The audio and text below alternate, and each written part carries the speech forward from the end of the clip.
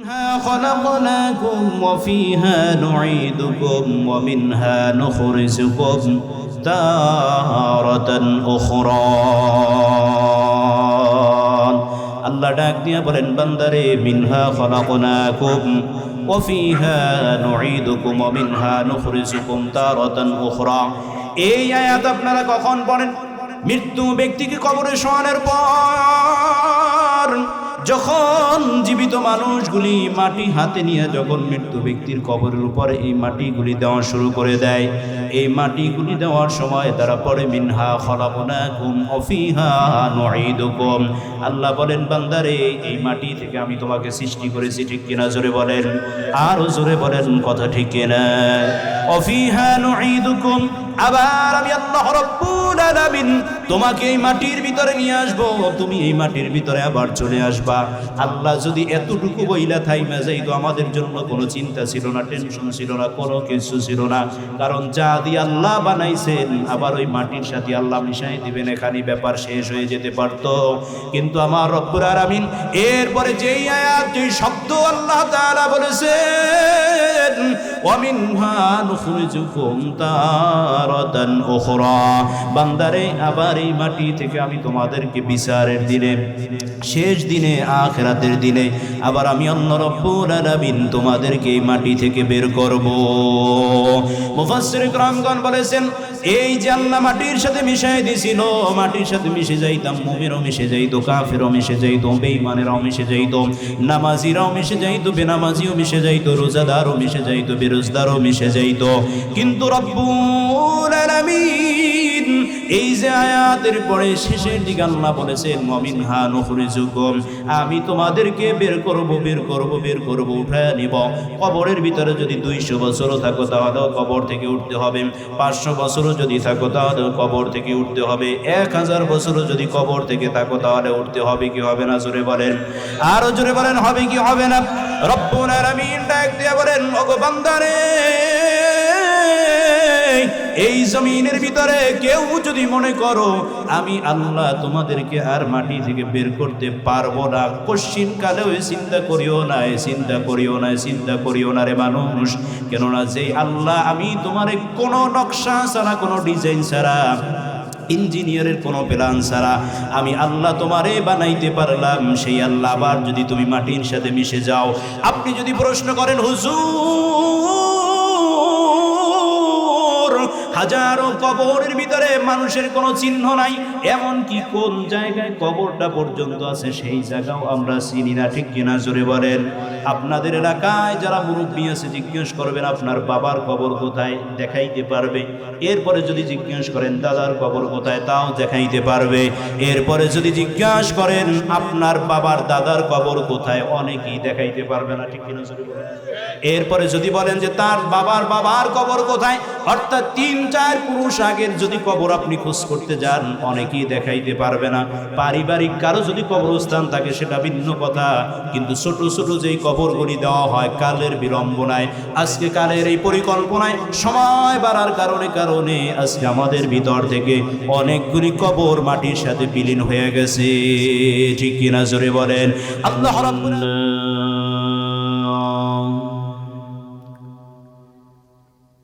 الحمد لله نحمده ونستعينه ونستغفره ونؤمن به ونتوكل عليه ونعوذ بالله من شرور أنفسنا ومن سيئات أعمالنا،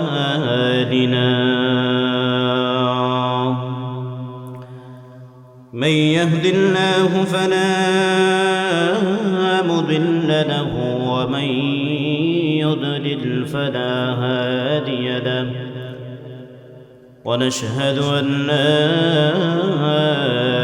إله إلا الله وحده لا شريك له، ونشهد أن سيدنا ومولانا محمدًا عبده ورسوله صلى الله عليه وعلى آله وأصحابه وبارك وسلم تسليما كثيرا كثيرا. الذي أرسله الله تعالى بالحق بشيرا ونذيرا وداعيا إلى الله بإذنه وسراجا وقمرا منيرا. أما بعد فأعوذ بالله من الشيطان الرجيم. بسم الله الرحمن الرحيم. ولنبلونكم بشيء من الخوف والجوع ونقص من الأموال والأنفس والثمرات وبشر الصابرين.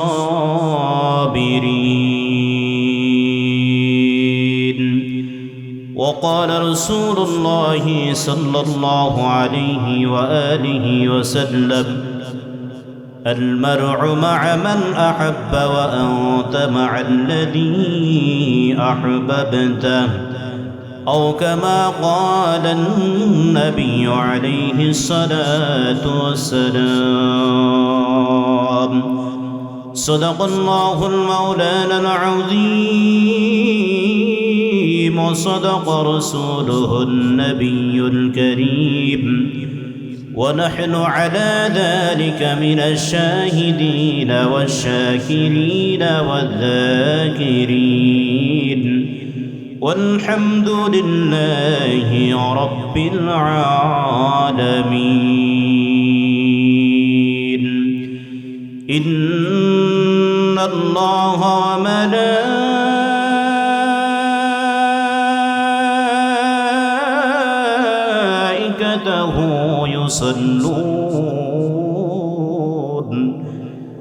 يصلون على النبي. يا أيها الذين آمنوا صلوا عليه وسلموا تسليما. اللهم صل على سيدنا. خلقناكم وفيها نعيدكم ومنها نخرجكم تارة أخرى. আল্লাহ ডাক দিয়া বলেন, বান্দারে, মিনহা খলাকনাকুম ওয়া ফিহা নুঈদুকুম ওয়া মিনহা নুখরিজুকুম তারাতান উখরা। এই আয়াত আপনারা কখন পড়েন? মৃত্যু ব্যক্তিকে কবরে শোয়ানোর পর, যখন জীবিত মানুষগুলি মাটি হাতে নিয়ে যখন মৃত্যু ব্যক্তির কবরের উপরে এই মাটিগুলি দেওয়া শুরু করে দেয়, এই মাটিগুলি দেওয়ার সময় তারা পড়ে মিনহা খলাকনাকুম ওয়া ফিহা নুঈদুকুম। আল্লাহ বলেন, বান্দারে, এই মাটি থেকে আমি তোমাকে সৃষ্টি করেছি, ঠিক কিনা? জোরে বলেন, আরো জোরে বলেন, কথা ঠিক কিনা? ওয়া ফিহা নুঈদুকুম, আবার আমি আল্লাহ রাব্বুল আলামিন তোমাকে এই মাটির ভিতরে নিয়ে আসবো, তুমি এই মাটির ভিতরে আবার চলে আসবা। আল্লাহ যদি এতটুকু বইলা থাইমা যাইতো, আমাদের জন্য কোনো চিন্তা ছিল না, টেনশন ছিল না, কোনো কিছু ছিল না। কারণ যা দিয়ে আল্লাহ বানাইছেন আবার ওই মাটির সাথে আল্লাহ মিশাই দিবেন, এখানে ব্যাপার শেষ হয়ে যেতে পারতো। কিন্তু আমার রব্বুল আলামিন এরপরে যেই আয়াত, যেই শব্দ আল্লাহ তাআলা বলেছেন, ওয়া মিনহা নুখরিজুকুম তারাতান উখরা, বান্দারে, আবার এই মাটি থেকে আমি তোমাদেরকে বিচারের দিনে, শেষ দিনে, আখিরাতের দিনে আবার আমি আল্লাহ রাব্বুল আলামিন তোমাদেরকে এই মাটি থেকে বের করব। মুফাসসির ইকরামগণ বলেছেন, এই যে আল্লাহ মাটির সাথে মিশাই দিছিল, মাটির সাথে মিশে যাইতাম, মুমিনও মিশে যাইতো, কাফেরও মিশে যাইতো, বেঈমানেরাও মিশে যাইতো, নামাজিরাও মিশে যাইতো, বেনামাজিও মিশে যাইতো, রোজাদারও মিশে যাইতো, বেরোজদারও মিশে যাইতো। কিন্তু রব্বুল আলামিন এই যে আয়াতের পরে শেষের দিকে আল্লাহ বলেছেন মিনহা নুখরিজুকুম, আমি তোমাদেরকে বের করব, বের করব, বের করব, উঠায় নিব। কবরের ভিতরে যদি 200 বছরও থাকো তাহলেও কবর থেকে উঠতে হবে, 500 বছরও যদি থাকো তাহলেও কবর থেকে উঠতে হবে, 1000 বছরও যদি কবর থেকে থাকো তাহলে উঠতে হবে কি হবে না? জোরে বলেন, আরো জোরে বলেন, হবে কি হবে না? রব্বুল আলামিন ডাক দিয়ে বলেন, ওগো বান্দারে, এই জমিনের ভিতরে কেউ যদি মনে করো আমি আল্লাহ তোমাদেরকে আর মাটি থেকে বের করতে পারবো না, কশ্চিন কালেও চিন্তা করিও না, চিন্তা করিও না, চিন্তা করিও না রে মানুষ। কেননা যে আল্লাহ আমি তোমারে কোনো নকশা ছাড়া, কোনো ডিজাইন ছাড়া, ইঞ্জিনিয়ারের কোনো প্ল্যান ছাড়া আমি আল্লাহ তোমারে বানাইতে পারলাম, সেই আল্লাহ আবার যদি তুমি মাটির সাথে মিশে যাও। আপনি যদি প্রশ্ন করেন হুজুর, হাজারো কবরের ভিতরে মানুষের কোনো চিহ্ন নাই, এমন কি কোন জায়গায় কবরটা পর্যন্ত আছে সেই জায়গাও আমরা চিনি না, ঠিক কিনা? জোরে বলেন। আপনাদের এলাকায় যারা মুরব্বী আছে জিজ্ঞেস করবেন আপনার বাবার কবর কোথায়, দেখাইতে পারবে। এরপরে যদি জিজ্ঞেস করেন দাদার কবর কোথায়, তাও দেখাইতে পারবে। এরপরে যদি জিজ্ঞাসা করেন আপনার বাবার দাদার কবর কোথায়, অনেকেই দেখাইতে পারবে না, ঠিক কিনা? জোরে বলেন। এরপরে যদি বলেন যে তার বাবার কবর কোথায়, অর্থাৎ 3-4 পুরুষ আগের যদি কবর আপনি খোঁজ করতে যান, অনেকেই দেখাইতে পারবে না।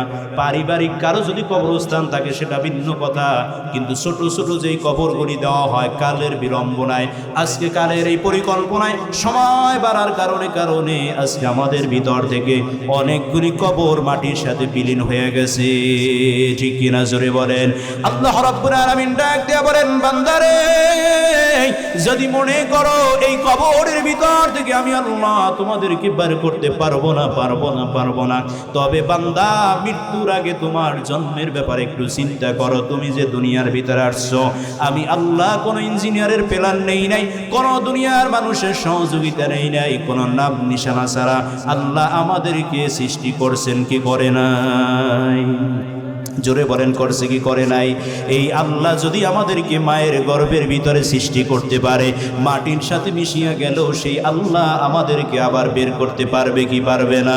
মুহতারাম আমার ভাইরা, হযরত ঈসা আলাইহিস সালাতু ওয়াস সালাম, আল্লাহ রাব্বুল আলামিন যাকে আমাদের নবী দুনিয়ার ভিতরে আসার আগে আল্লাহ তাআলা যাকে এই দুনিয়ার রাসূল বানাইয়া পাঠাইছিলেন, দুনিয়ার ভিতরে যত নবী আগমন করেছেন সব নবীরা ইন্তেকাল হয়ে গেছেন। 4 জন নবীদের মতো নবী এখনো দুনিয়ার ভিতরে জীবিত আছে। সুবহানাল্লাহ, জোরে বলেন, আরো জোরে বলেন সুবহানাল্লাহ। এর ভিতরে হযরত ঈসা আলাইহিস সালাতু ওয়াস সালাম ইন্তেকাল করে নাই, আসমানে, প্রথম আসমানে আছে। আমাদের নবী যখন মিরাজে গেছিলেন, হযরত ঈসা আলাইহিস সালাতু ওয়াস সালামের সাথে প্রথম আসমানে মিরাজের ভিতরে দেখা হয়েছিল। দুনিয়া শেষ হওয়ার আগে আল্লাহ রাব্বুল আলামিন আবার হযরত ঈসা আলাইহিস সালাতু ওয়াস সালামকে এই দুনিয়ার ভিতরে পাঠাইবেন, তিনি আবার এই দুনিয়ার জমিনে আসবে। তবে কোন নবী হয়ে আসবে না, তিনি আমাদের নবীর উম্মত হইয়া দুনিয়ার ভিতরে আসবে। আল্লাহ তাআলা হযরত ঈসা আলাইহিস সালাতু ওয়াস সালামকে মুজিজা দান করেছিলেন, এমন মুজিজা তিনি যদি কোনো মৃত মানুষের উপরে হাত রাখা কুম বিইজনিল্লাহ আল্লাহর হুকুমে জীবিত হয়ে যাও, তাহলে সাথে সাথে জীবিত হয়ে যাইত। সুবহানাল্লাহ বলবেন না? আরো জোরে বলেন সুবহানাল্লাহ। হযরত ঈসা আলাইহিস সালাতু ওয়াস সালাম জঙ্গলের দিকে যাইতেন। হরিণের গোশত যদি ঈসা আলাইহিস সালামের পছন্দ হইতো, তাহলে হরিণের গোশত খাওয়ার জন্য হরিণদেরকে ডাকতেন, এ হরিণেরা এদিকে আসো, এদিকে আসো। ঈসা আলাইহিস সালাতু ওয়াস সালাম হরিণদেরকে ডাকার পরে যেই হরিণটারে পছন্দ হইতো সেইটারে জবেও করতো, গোশতগুলি রান্না করতো, খাইতো। গোশত খাইতো, কোনো হাড্ডি খাইতো না। ঈসা আলাইহিস সালাতু ওয়াস সালাম হাড্ডিগুলোরে একত্রিত করতো একটা জায়গায় কইরা। পয়গম্বর আল্লাহ রাব্বুল আলামিনের ইশারা নিয়া হুকুম করে ডাক দিয়া বলতেন, ওগো জঙ্গলের হরিণগুলি জীবিত হয়ে যাও। এই রান্না করা হরিণগুলির হাড্ডিগুলি থেকে আবার জীবিত হরিণ হইয়া জঙ্গলে দৌড়ে চলে যাইত। এত বড় মুজিজা দান করেছেন আল্লাহ রাব্বুল আলামিন ঈসা আলাইহিস সালাতু ওয়াস সালামকে। তিনি জমানার ভিতরে মানুষদেরকে, মৃত্যু মানুষদেরকে জীবিত করতে পারতেন। এই মৃত্যু মানুষদেরকে জীবিত করতে গিয়া ঈসা আলাইহিস সালাতু ওয়াস সালামের কাছে একবার ইহুদিরা প্রশ্ন করে, ওগো ঈসা, তুমি নাকি শুনেছি মৃত্যু মানুষদেরকে জীবিত করতে পারো? বলে, হ্যাঁ আমি পারি না, আল্লাহ আমারে দিয়ে করায়। সুবহানাল্লাহ, জোরে বলেন। কোনো কিছু, কোনো মুজিজা, কোনো কারামাত কোনো মানুষের ক্ষমতার বলে হয় না, আল্লাহর হুকুমে হয়। ঠিক কিনা, জোরে বলেন। হযরত ঈসা আলাইহিস সালাতু ওয়াস সালাম ডাক দিয়া বলে, আমি পারি না রে সমাজের মানুষ, আল্লাহ আমারে দিয়া করায়, আল্লাহ আমারে দিয়া বানায়, আল্লাহ আমারে দিয়া করাইতেছেন, এই জন্য আমি করতে পারি। হযরত ঈসা আলাইহিস সালাতু ওয়াস সালামের কাছে ইহুদিরা বলে, আমরা একটা কবরের পাশে তোমাকে নিয়ে যাব, যদি তুমি তাকে জীবিত করতে পারো তাহলে বুঝবো তুমি আল্লাহর সত্য নবী। হযরত ঈসা আলাইহিস সালাম বললেন, রাজি আছি, আমাকে নিয়ে যাও। কোন জায়গায় নিয়ে যাবো বলো, আমি সেই জায়গায় যাওয়ার জন্য রাজি আছি। ঈসা আলাইহিস সালামকে পুরানো একটা কবরস্থানে নিয়ে যাওয়া হলো। অনেক বড় একটা কবরস্থান, যেই কবরের ভিতরে হাজার হাজার বছরের পুরানো কবর আছে। হযরত ঈসা আলাইহিস সালামের কবরের পাশে যাওয়ার পরে শামের পাশে গেলেন। নূহ আলাইহিস সালামের ছেলে ছিল শাম আলাইহিস সালাম। এই শাম আলাইহিস সালামের কবরের পাশে যাওয়ার পর এই কবর ছিল কোথায়? ছিল হযরত নূহ আলাইহিস সালামের জমানা। আর কোথায়? আমাদের নবী আসার আগে হযরত ঈসা আলাইহিস সালাম আসলেন। মাঝখানে হাজার হাজার হাজার হাজার বছরের ব্যবধান। এত বড় পুরানো একটা কবরের পাশে গিয়া ইহুদিরা ডাক দেয়া বলে, পয়গম্বর ঈসা, তুমি যদি এই কবরের ভিতরে যে আছে তারে যদি জীবিত করতে পারো, তার মুখ থেকে যদি কথা শোনাইতে পারো, তাহলে আমরা তোমার কাছে কালেমা পড়ব, তোমার কাছে মুসলমান হব। পয়গম্বর ঈসা আলাইহিস সালাম শাম আলাইহিস সালামের কবরের পাশে গিয়া বললেন, ওগো কবরবাসী, আমি জমানার পয়গম্বর ঈসা তোমার কবরের সামনে দাঁড়াইছি, কে আসো? কুম বিইজনিল্লাহ, আল্লাহর হুকুমে তুমি জীবিত হয়ে যাও। একবার বললেন, কোনো সাড়া আসে না। ইতিপূর্বে ঈসা আলাইহিস সালামের একবারের বেশি বলার কোনো প্রয়োজন হয় নাই, কিন্তু এখানে একবার বলছেন, কোনো সাড়া নাই। ঈসা আলাইহিস সালাম একটু ঘাবড়ে গেলেন। ইতিপূর্বে তো কখনো একবারের বেশি বলা লাগে নাই, তাহলে এখন একবার বললাম কোনো সাড়া দেয় না কেন? আশেপাশে অনেক মানুষেরা দাঁড়ানো, অনেক ইহুদি পণ্ডিতেরা আশেপাশে দাঁড়ায় রয়েছে। দ্বিতীয়বার আবার পয়গম্বর ঈসা আলাইহিস সালাম ডাক দেয়, ওগো কবরওয়ালা, কে আছো কবরের ভিতরে? কুম বিইজনিল্লাহ, আল্লাহর হুকুমে জীবিত হয়ে যাও। দ্বিতীয়বার আবার ডাক দিল, দ্বিতীয়বারও কোনো সাড়া দেয় না। পয়গম্বর ঈসা আলাইহিস সালাম আগের থেকে আরো বেশি ঘাবড়ে গেলেন। তাহলে কি আমার এই ইহুদিদের সামনে আমাকে আসলে সত্য প্রমাণ করতে পারবো না? আমাকে কি মিথ্যা প্রমাণিত হতে হবে? এই কথা চিন্তা করে তৃতীয়বার আবার পয়গম্বর ঈসা আলাইহিস সালাম ডাক দিলেন, ওগো কবরওয়ালা, কুম বিইজনিল্লাহ, কে আসো কবরের ভিতর থেকে জীবিত হয়ে যাও। আমি জমানার পয়গম্বর ঈসা তোমার কবরের পাশে দাঁড়াইছি। কিতাবের ভিতর আসছে, একবার দুইবার তিনবার বলার পরে কবর ভিতর থেকে মাটিগুলি সরে গেছে। হযরত শাম আলাইহিস সালাম কবরের ভিতর থেকে জমিন বরাবর পর্যন্ত ভেসে উঠেছে। সমস্ত মানুষেরা ডাক দিয়া বলে, এটা কিভাবে সম্ভব? হযরত ঈসা আলাইহিস সালাম তাকে কিছু প্রশ্ন করলেন। এই প্রশ্নের ভিতরে এক নম্বর প্রশ্ন ছিল, ভাই আমার শাম, আমিও যেহেতু জমানার নবী, আপনিও জমানার নবী ছিলেন, এই দিক থেকে আপনি আমি ভাই ভাই। ওগো আমার ভাই শাম, প্রথমবার আমি যখন আপনাকে ডাক দিছি, এই ডাক দেওয়ার পরে আপনি উঠলেন না কেন? কেন আপনাকে উঠতে হয় নাই? হযরত শাম আলাইহিস সালাম ডাক দিয়া বলে, প্রথমবার আপনি যখন আমাকে ডাক দিছেন, আমার ভিতরে আল্লাহ রাব্বুল আলামিন এই তামান্না দিয়ে দিয়েছেন যে আমাকে এখন জাগ্রত হতে হবে। দ্বিতীয়বার যখন আপনি আমাকে ডাক দিয়েছেন, হযরত ঈসা আলাইহিস সালাম প্রশ্ন করলেন, এই জমিনের ভিতরে সর্বপ্রথম দাড়ি চুল পেকেছিল হযরত ইব্রাহিম আলাইহিস সালামের কার বলেন? এই যে আপনাদের দাড়ি চুল পাকে, এই দাড়ি চুল সর্বপ্রথম এই জমিনে যার পেকেছিল তিনি ছিল হযরত ইব্রাহিম আলাইহিস সালাম। কিন্তু আপনি তো ইব্রাহিম আলাইহিস সালামের অনেক বছর আগে দুনিয়া থেকে বিদায় নিয়ে গেছেন, আপনার দাড়ি চুল পাকলো কিভাবে? শাম আলাইহিস সালাম বলছিলেন দুনিয়ার ভিতর থেকে আমি যখন মারা গেছিলাম তখন আমার দাড়ি চুল পাকা ছিল না, কাঁচাই ছিল, কোনো পাকা চুল নিয়ে আমি কবরে যাই নাই। কিন্তু আপনার চুল পাকলো কিভাবে? বলে আপনি যখন দ্বিতীয়বার আমাকে ডাক দিয়েছেন কুম বিসমিল্লাহ, আল্লাহর হুকুমে জীবিত হও, এই কথা শোনার সাথে সাথে আমার শরীরের ভিতরে এমন ভয় এসে গেছে, মনে হয় আল্লাহর কিয়ামত কায়েম হয়ে গেছে। এই কিয়ামতে আমাকে দাঁড়াইতে হবে, আল্লাহর ময়দান আমাকে জবাব দেওয়া লাগবে। একজন নবী হইয়া চিন্তা করেন কিয়ামতের শুধু আল্লাহর দরবারে উঠা লাগবে, এই ভয়ের কথা চিন্তা করার সাথে সাথে এত ভয় আমার অন্তরে আসছে, আমার কাঁচা চুল দাড়িগুলি মুহূর্তের ভিতরে পাইকে সাদা হয়ে গেছে। ভাইয়েরা, আমার কিছু কথা বলার পরে আবার শাম আলাইহিস সালাতু ওয়াস সালাম আবার কবরের ভিতরে চলে গেলেন। উপস্থিত কিছু মানুষজন ঈসা আলাইহিস সালামের কথা বিশ্বাস করছে, আবার অনেকেই করে নাই।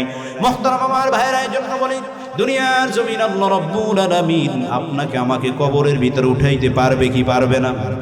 খারাপ লাগে আপনাদের আলোচনা? খারাপ লাগে আমার ভাইয়েরা? কবরের ভিতরে আল্লাহ রাব্বুল আলামিন আমাদের কি জন্যই বলেছেন ওয়ামিনহা নুখরিজুকুম তারাতান উখরা, ওগো বান্দারে কিয়ামতের দিবস আবার যখন কায়েম হবে সেই দিবস আমি তোমাদেরকে উত্তোলন করব, সেই দিবস আমি আবার তোমাদেরকে উঠাবো। প্রত্যেকটা মানুষ তার নিজ নিজ কবর থেকে আল্লাহর দরবারে উঠবে। তবে বান্দারে, দুনিয়ার জমিনে যারা ঈমান নিয়ে কবরে গেছে তাদের জন্য কিয়ামত আনন্দের জায়গা, আর যারা ঈমান নিয়ে কবরে যায় নাই তাদের জন্য শুধু কিয়ামত নয়, কবরের জগৎ, হাসনের জগৎ, মিজানের জগৎ, পুনসিরাতের জগৎ, সব জগৎগুলি তাদের জন্য মুসিবতের জায়গা। ঠিক কিনা জোরে বলেন? এই জন্য আমরা দুনিয়ায় যারা ইমানদার আছি এই ইমানকে আরো মজবুত করা লাগবে। এই ইমান দিয়া কবরের জগৎ, বড় ভয়ঙ্কর জগৎ পাড়ি দিতে হলে ইমান মজবুত লাগবে। ঠিক কিনা জোরে বলেন? হাসরের জগৎ বড় ভয়ঙ্কর জগৎ, যেই জগৎ পাড়ি দিতে হলে ইমান আরো মজবুত করা লাগবে। পুনসিরাতের জগৎ বড় পাড়ি দিতে হলে বড় ভয়ঙ্কর জগৎ, সেই জগৎ ইমান আরো মজবুত করা লাগবে। ও মুমিন ইমানদার আল্লাহর গোলাম, এই জমিনের ভিতরে যতদিন দুনিয়ায় বেঁচে থাকবা ততদিন আল্লাহর উপরে ইয়াকিনওয়ালা মজবুত ওরা ঈমান নিয়ে দুনিয়াতে বেঁচে থাকা লাগবে। আল্লাহ ডাক দিয়ে বলেন ওয়ালা নাবলুওয়ান্নাকুম বিশাইইম মিনাল খাউফি ওয়াল জু'i ওয়া নাকসিম মিনাল আমওয়ালি ওয়াল আনফুসি ওয়াজ জামারাত ওয়া বাশশিরিস সাবিরিন। জোরে বলেন আল্লাহু আকবার। এই যে আয়াত আমি আপনাদের মাঝে খুতবার ভিতরে তেলাওয়াত করেছিলাম, সূরাতুল বাকারার 155 নম্বর আয়াত। আল্লাহ এখানে ডাক দিয়া মুমিনদেরকে বলেন, যারা বলেছো আমরা ঈমানদার, যারা বলেছো আমরা ঈমান আনছি, আপনারা এখানে যারা আছেন সবাই বলেন আপনারা ঈমানদার কিনা? আপনারা ঈমানদার না? সবাই বলেন আমরা সবাই ঈমানদার। জোরে বলেন, আরো জোরে হাতটা জাগান। শীত লাগে নাকি? এই শীতের পরও আপনারা হাত জাগান, কারণ এই হাত আল্লাহর দরবারে ক্যামেরাভুক্ত হইয়া যাইতেছে। সুবহানাল্লাহ, জোরে বলেন।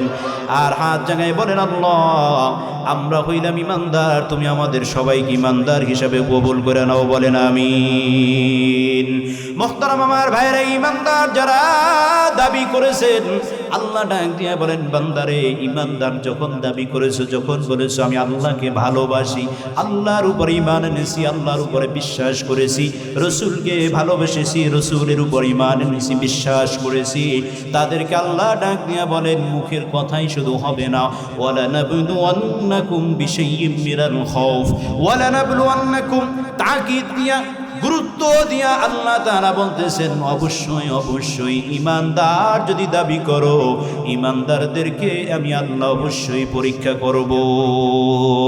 বলেন আপনি ইমানদার, আপনার সামনে পরীক্ষা আছে না নাই? আরো জোরে বলেন আছে না নাই? এই যে পরীক্ষা কিভাবে আল্লাহ নিবেন সে কথাও আল্লাহ তাআলা বইনা দিয়েছেন। দুনিয়ার ছাত্র যদি পরীক্ষা দাও MCQ হবে না রিটেন হবে, তাহলে সেটা কর্তৃপক্ষ জানায় দেয়। ঠিক কিনা জোরে বলেন? আর আল্লাহ যত পরীক্ষা নিবেন সব পরীক্ষাগুলির কথা আল্লাহ একটাও গোপন রাখে নাই। সব পরীক্ষার কথা আল্লাহ তাআলা কোরআনুল কারীমের ভিতরে জানাই দিয়েছে, কি দেয় নাই? আল্লাহ তাআলা ডাক দিয়ে বলেন বান্দারে ছাত্র ভালো না মন্দ জানার জন্য পরীক্ষা করা দরকার। দোকানের মাল ভালো না ভেজাল না খাঁটি, ভালো না খাঁটি নাকি ভেজাল, এটা বিবেচনা করার জন্য পরীক্ষা করা দরকার। দুধের ভিতরে পানি আছে না নাই, এটা নির্ণয় করার জন্য পরীক্ষা করার দরকার। ঠিক কিনা জোরে বলেন? ইমানদারও খাঁটি না ভেজাল যুক্ত ইমানদার, এটা বোঝার জন্য আমি আল্লাহ রাব্বুল আলামিন পরীক্ষা করব। ঠিক কিনা জোরে বলেন? কথা বলেন ঠিক কিনা? আজকে সবাই তো দাবি করে হুজুর আমরা ইমানদার, কিন্তু একবার টক্কা দিয়ে দেখেন ইমান আছে না নাই। ঠিক কিনা? আর যদি ইমান থাকতো, এদেশের মানুষ অতি আফসোসের কারণে বলতে হয়, অনেক সময় আফসোস করে বলি আমরা মুসলমানেরাই তো এখন ঠিক নেই। কি কথা ঠিক কিনা জোরে বলেন? আমরা যদি ঠিক হইতাম আজকের ছাতানাতা এক সরকার, আবুল সরকার, নাম শুনছেন আপনারা? কি নাম শুনেননি?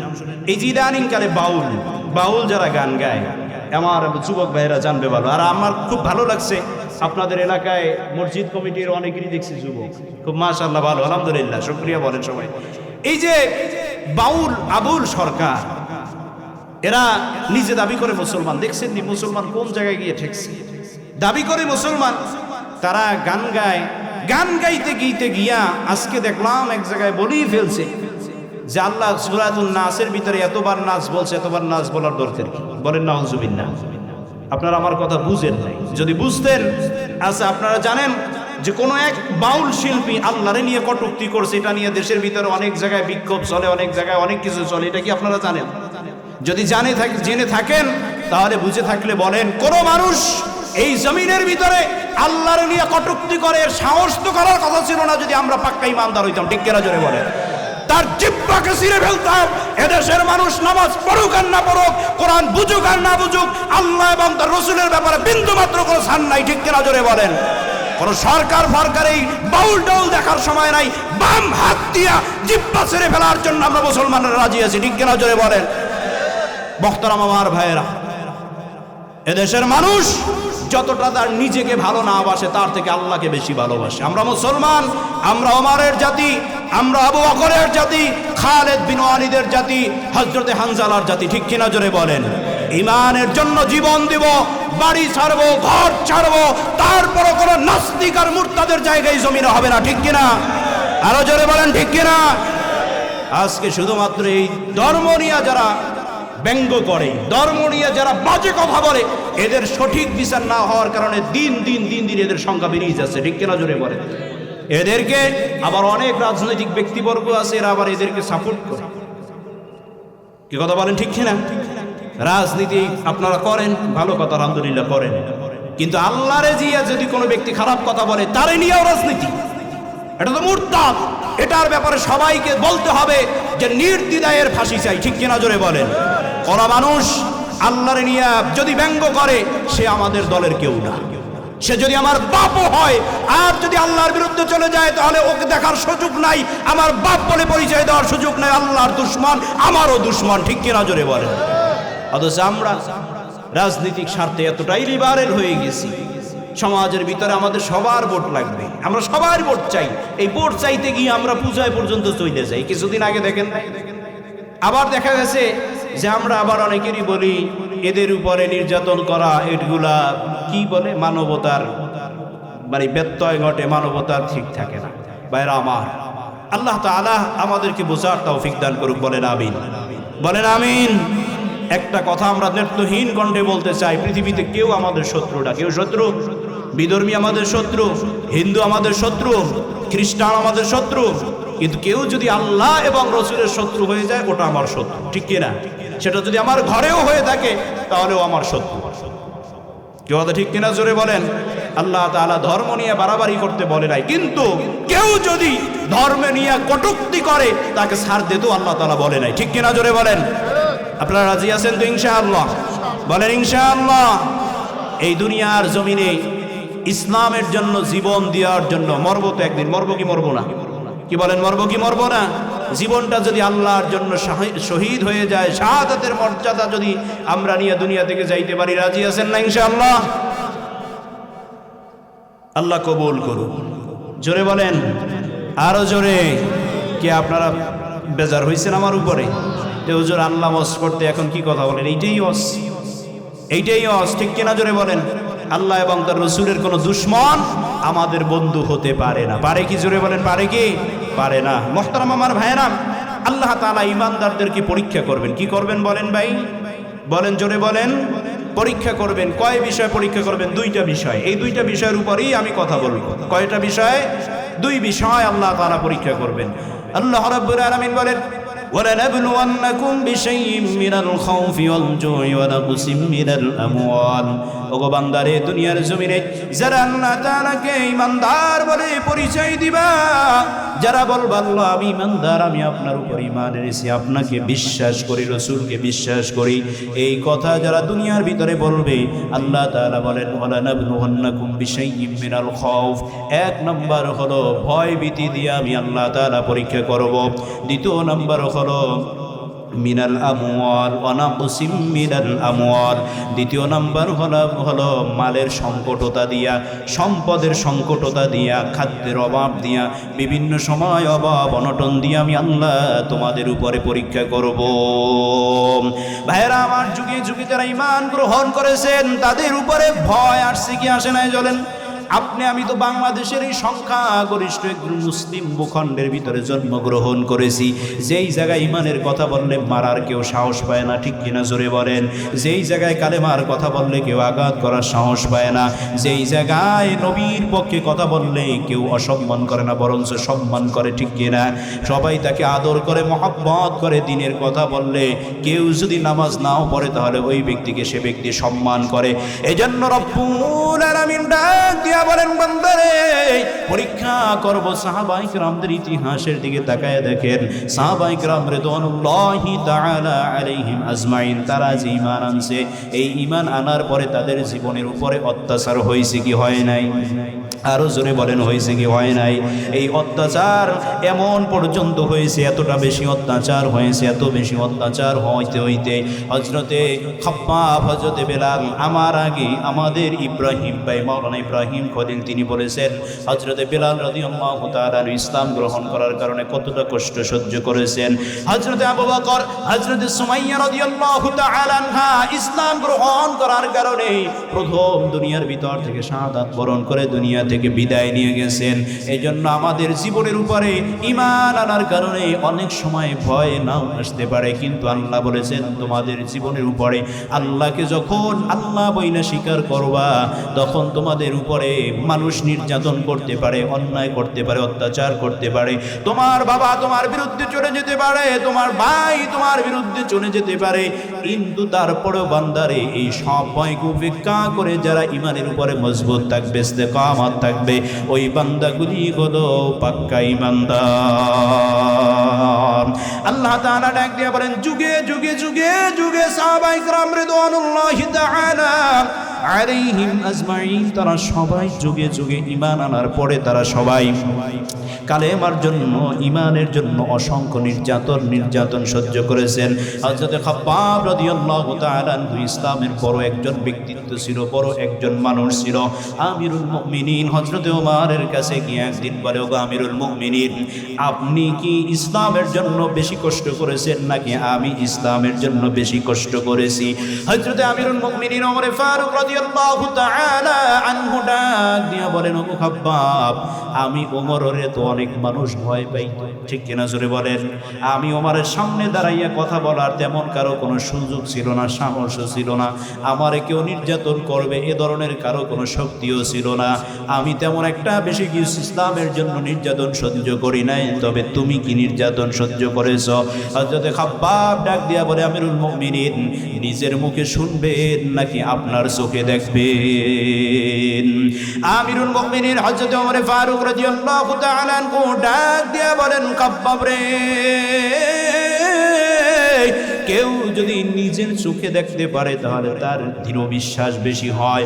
আমি আমার নিজের চোখে দেখতে চাই তুমি কি নির্যাতন সহ্য করেছো। হযরত খাব্বাব রাদিয়াল্লাহু তাআলা আনহু নিজের জুব্বাটাকে জাগায় দিলেন।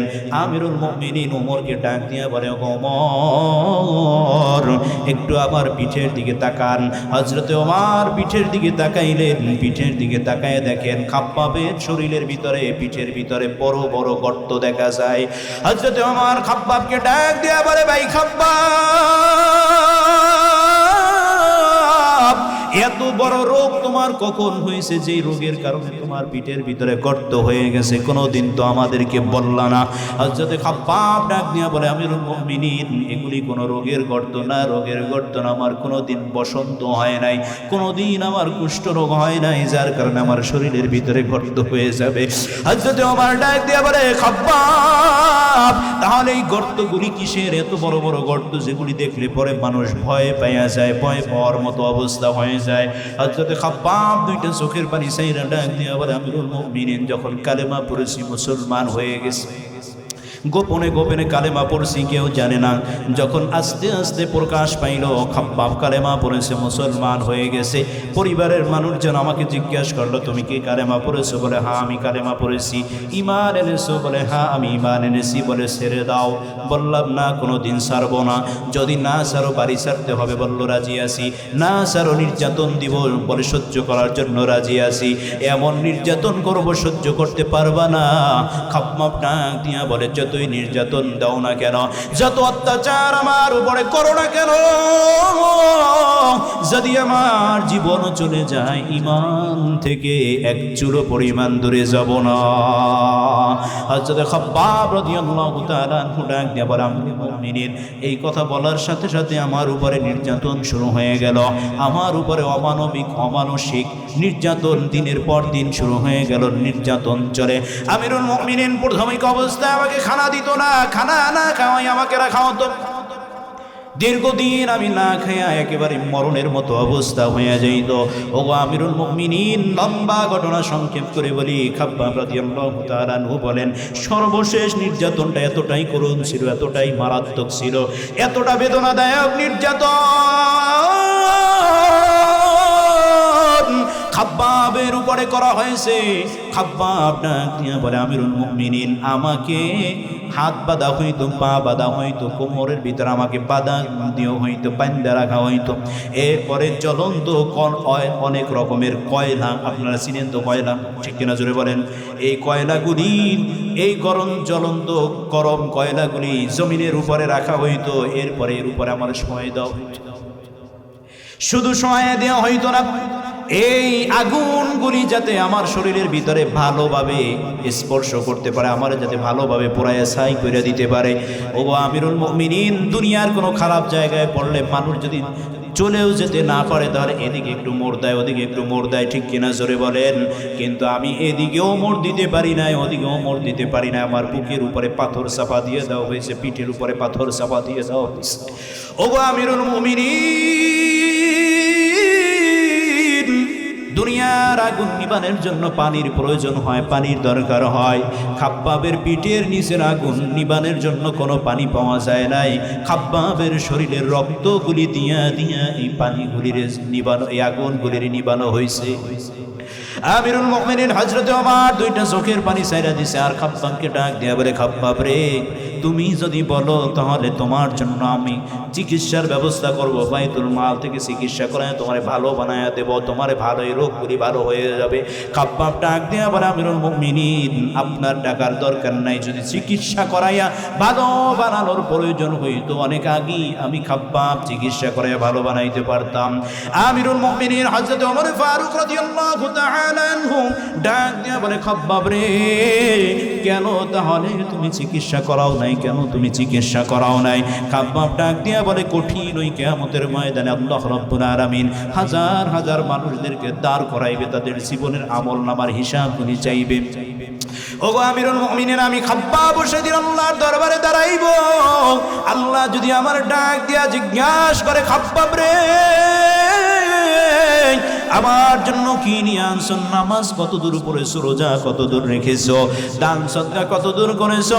আমি খাব্বাব যদি সেদিন নামাজের হিসাব দিতে ব্যর্থ হই, আমি খাব্বাব যদি সেদিন রোজার হিসাব দিতে ব্যর্থ হই, আমি খাব্বাব যদি সেদিন আমার জীবনের সব আমলনামাগুলি ব্যর্থ হয়ে যায়, আমি আল্লাহরে সেদিন আল্লাহরে সেদিন দেখায় দেব, রব্বুল আলামিন দেখো, ওগো আল্লাহ একবার তাকায় দেখো, এই কোমরের গর্তগুলি এটি দুনিয়ার কোনো কিছু পাওয়ার জন্য হয় নাই।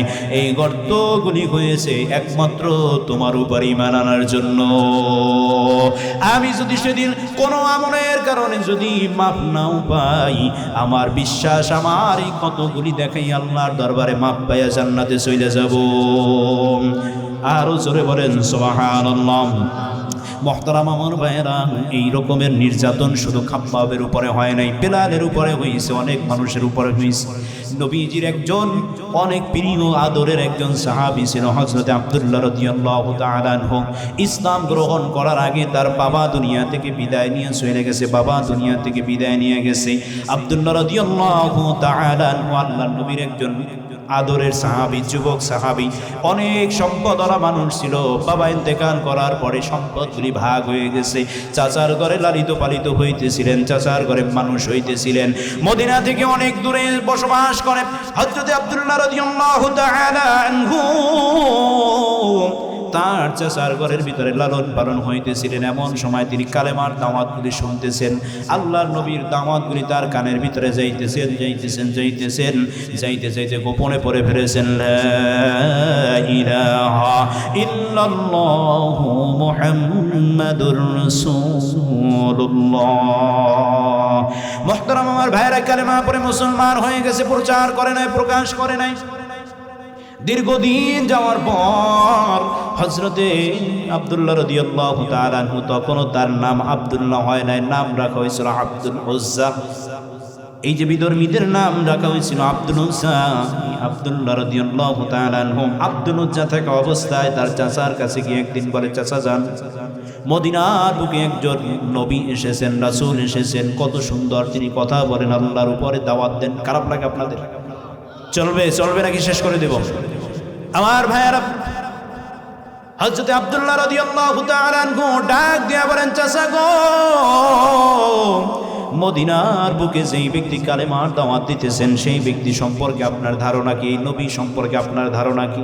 বলেন, নবী সত্য, নবীজি দাওয়াত দিতেছেন, এটাও সত্য দাওয়াত।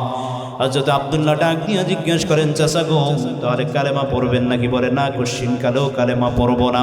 আব্দুল্লাহ রাদিয়াল্লাহু তাআলা আনহু ডাক দিয়ে বলেন, চাচা, দুনিয়ার বুকে আমার বাবা ইন্তেকাল করার পর আমি আপনার ঘরে লালন পালন হইতেছিলাম। আমার মা অন্যত্র বিবাহ বসেছে, আমার মা অন্য জায়গায় থাকে, আমার মায়ের আদর আমি বেশি পাই নাই। বাবাও বলতে আপনি, মা বলতো আপনি। তবে যখন থেকে আমি কালেমার দাওয়াত শুনেছিলাম, আমার মনে মনে একটা বিশ্বাস ছিল, আপনি আমার অভিভাবক, আপনি আমার গার্ডিয়ান, আগে আগে আপনি কালেমা পড়বেন, পরে পরে আপনার পিছনে পিছনে আমি কালেমা পড়ে মুসলমান হব। কিন্তু আজকে যেহেতু আপনি সরাসরি জানাই দিয়েছেন জীবনে কোনোদিন কালেমা পড়বেন না, জীবনেও কোনোদিন আপনি ইসলাম ধর্ম গ্রহণ করবেন না, আপনাকে সাক্ষী রেখে আমি জানাই দিলাম, লা ইলাহা ইল্লাল্লাহু মুহাম্মাদুর রাসূলুল্লাহ।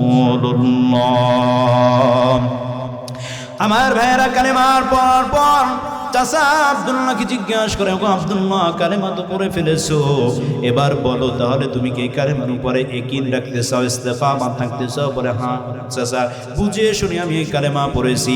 চাচা ডাক দিয়া বলে, এর পরিণাম কতটা ভয়াবহ হইতে পারো তুমি কি জানো? আব্দুল্লাহ রাদিয়াল্লাহু তাআলা আনহু ডাক দিয়া বলেন, চাচা গো, আমি জানি পরিণাম অনেক ভয়াবহ হবে, তবে পরিণাম যতই খারাপ হোক না কেন, সমস্ত পরিণামগুলি আমি মাইনা নেওয়ার জন্য আমি প্রস্তুত রয়েছি। আর যদি আব্দুল্লাহর সামনে তার চাচা ডাক দিয়া বলেন, তুমি যেহেতু কালেমা পড়েছো, সম্পর্ক তোমার সাথে ছিন্ন হয়ে গেছে, তোমাকে আমি যে মহিষের পাল দিছি ফেরত দাও।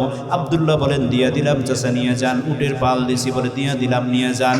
দুম্বা বেড়ার পাল যা দিছি ফেরত দাও। আব্দুল্লাহ বলেন, দিয়া দিছি, নিয়ে যাও।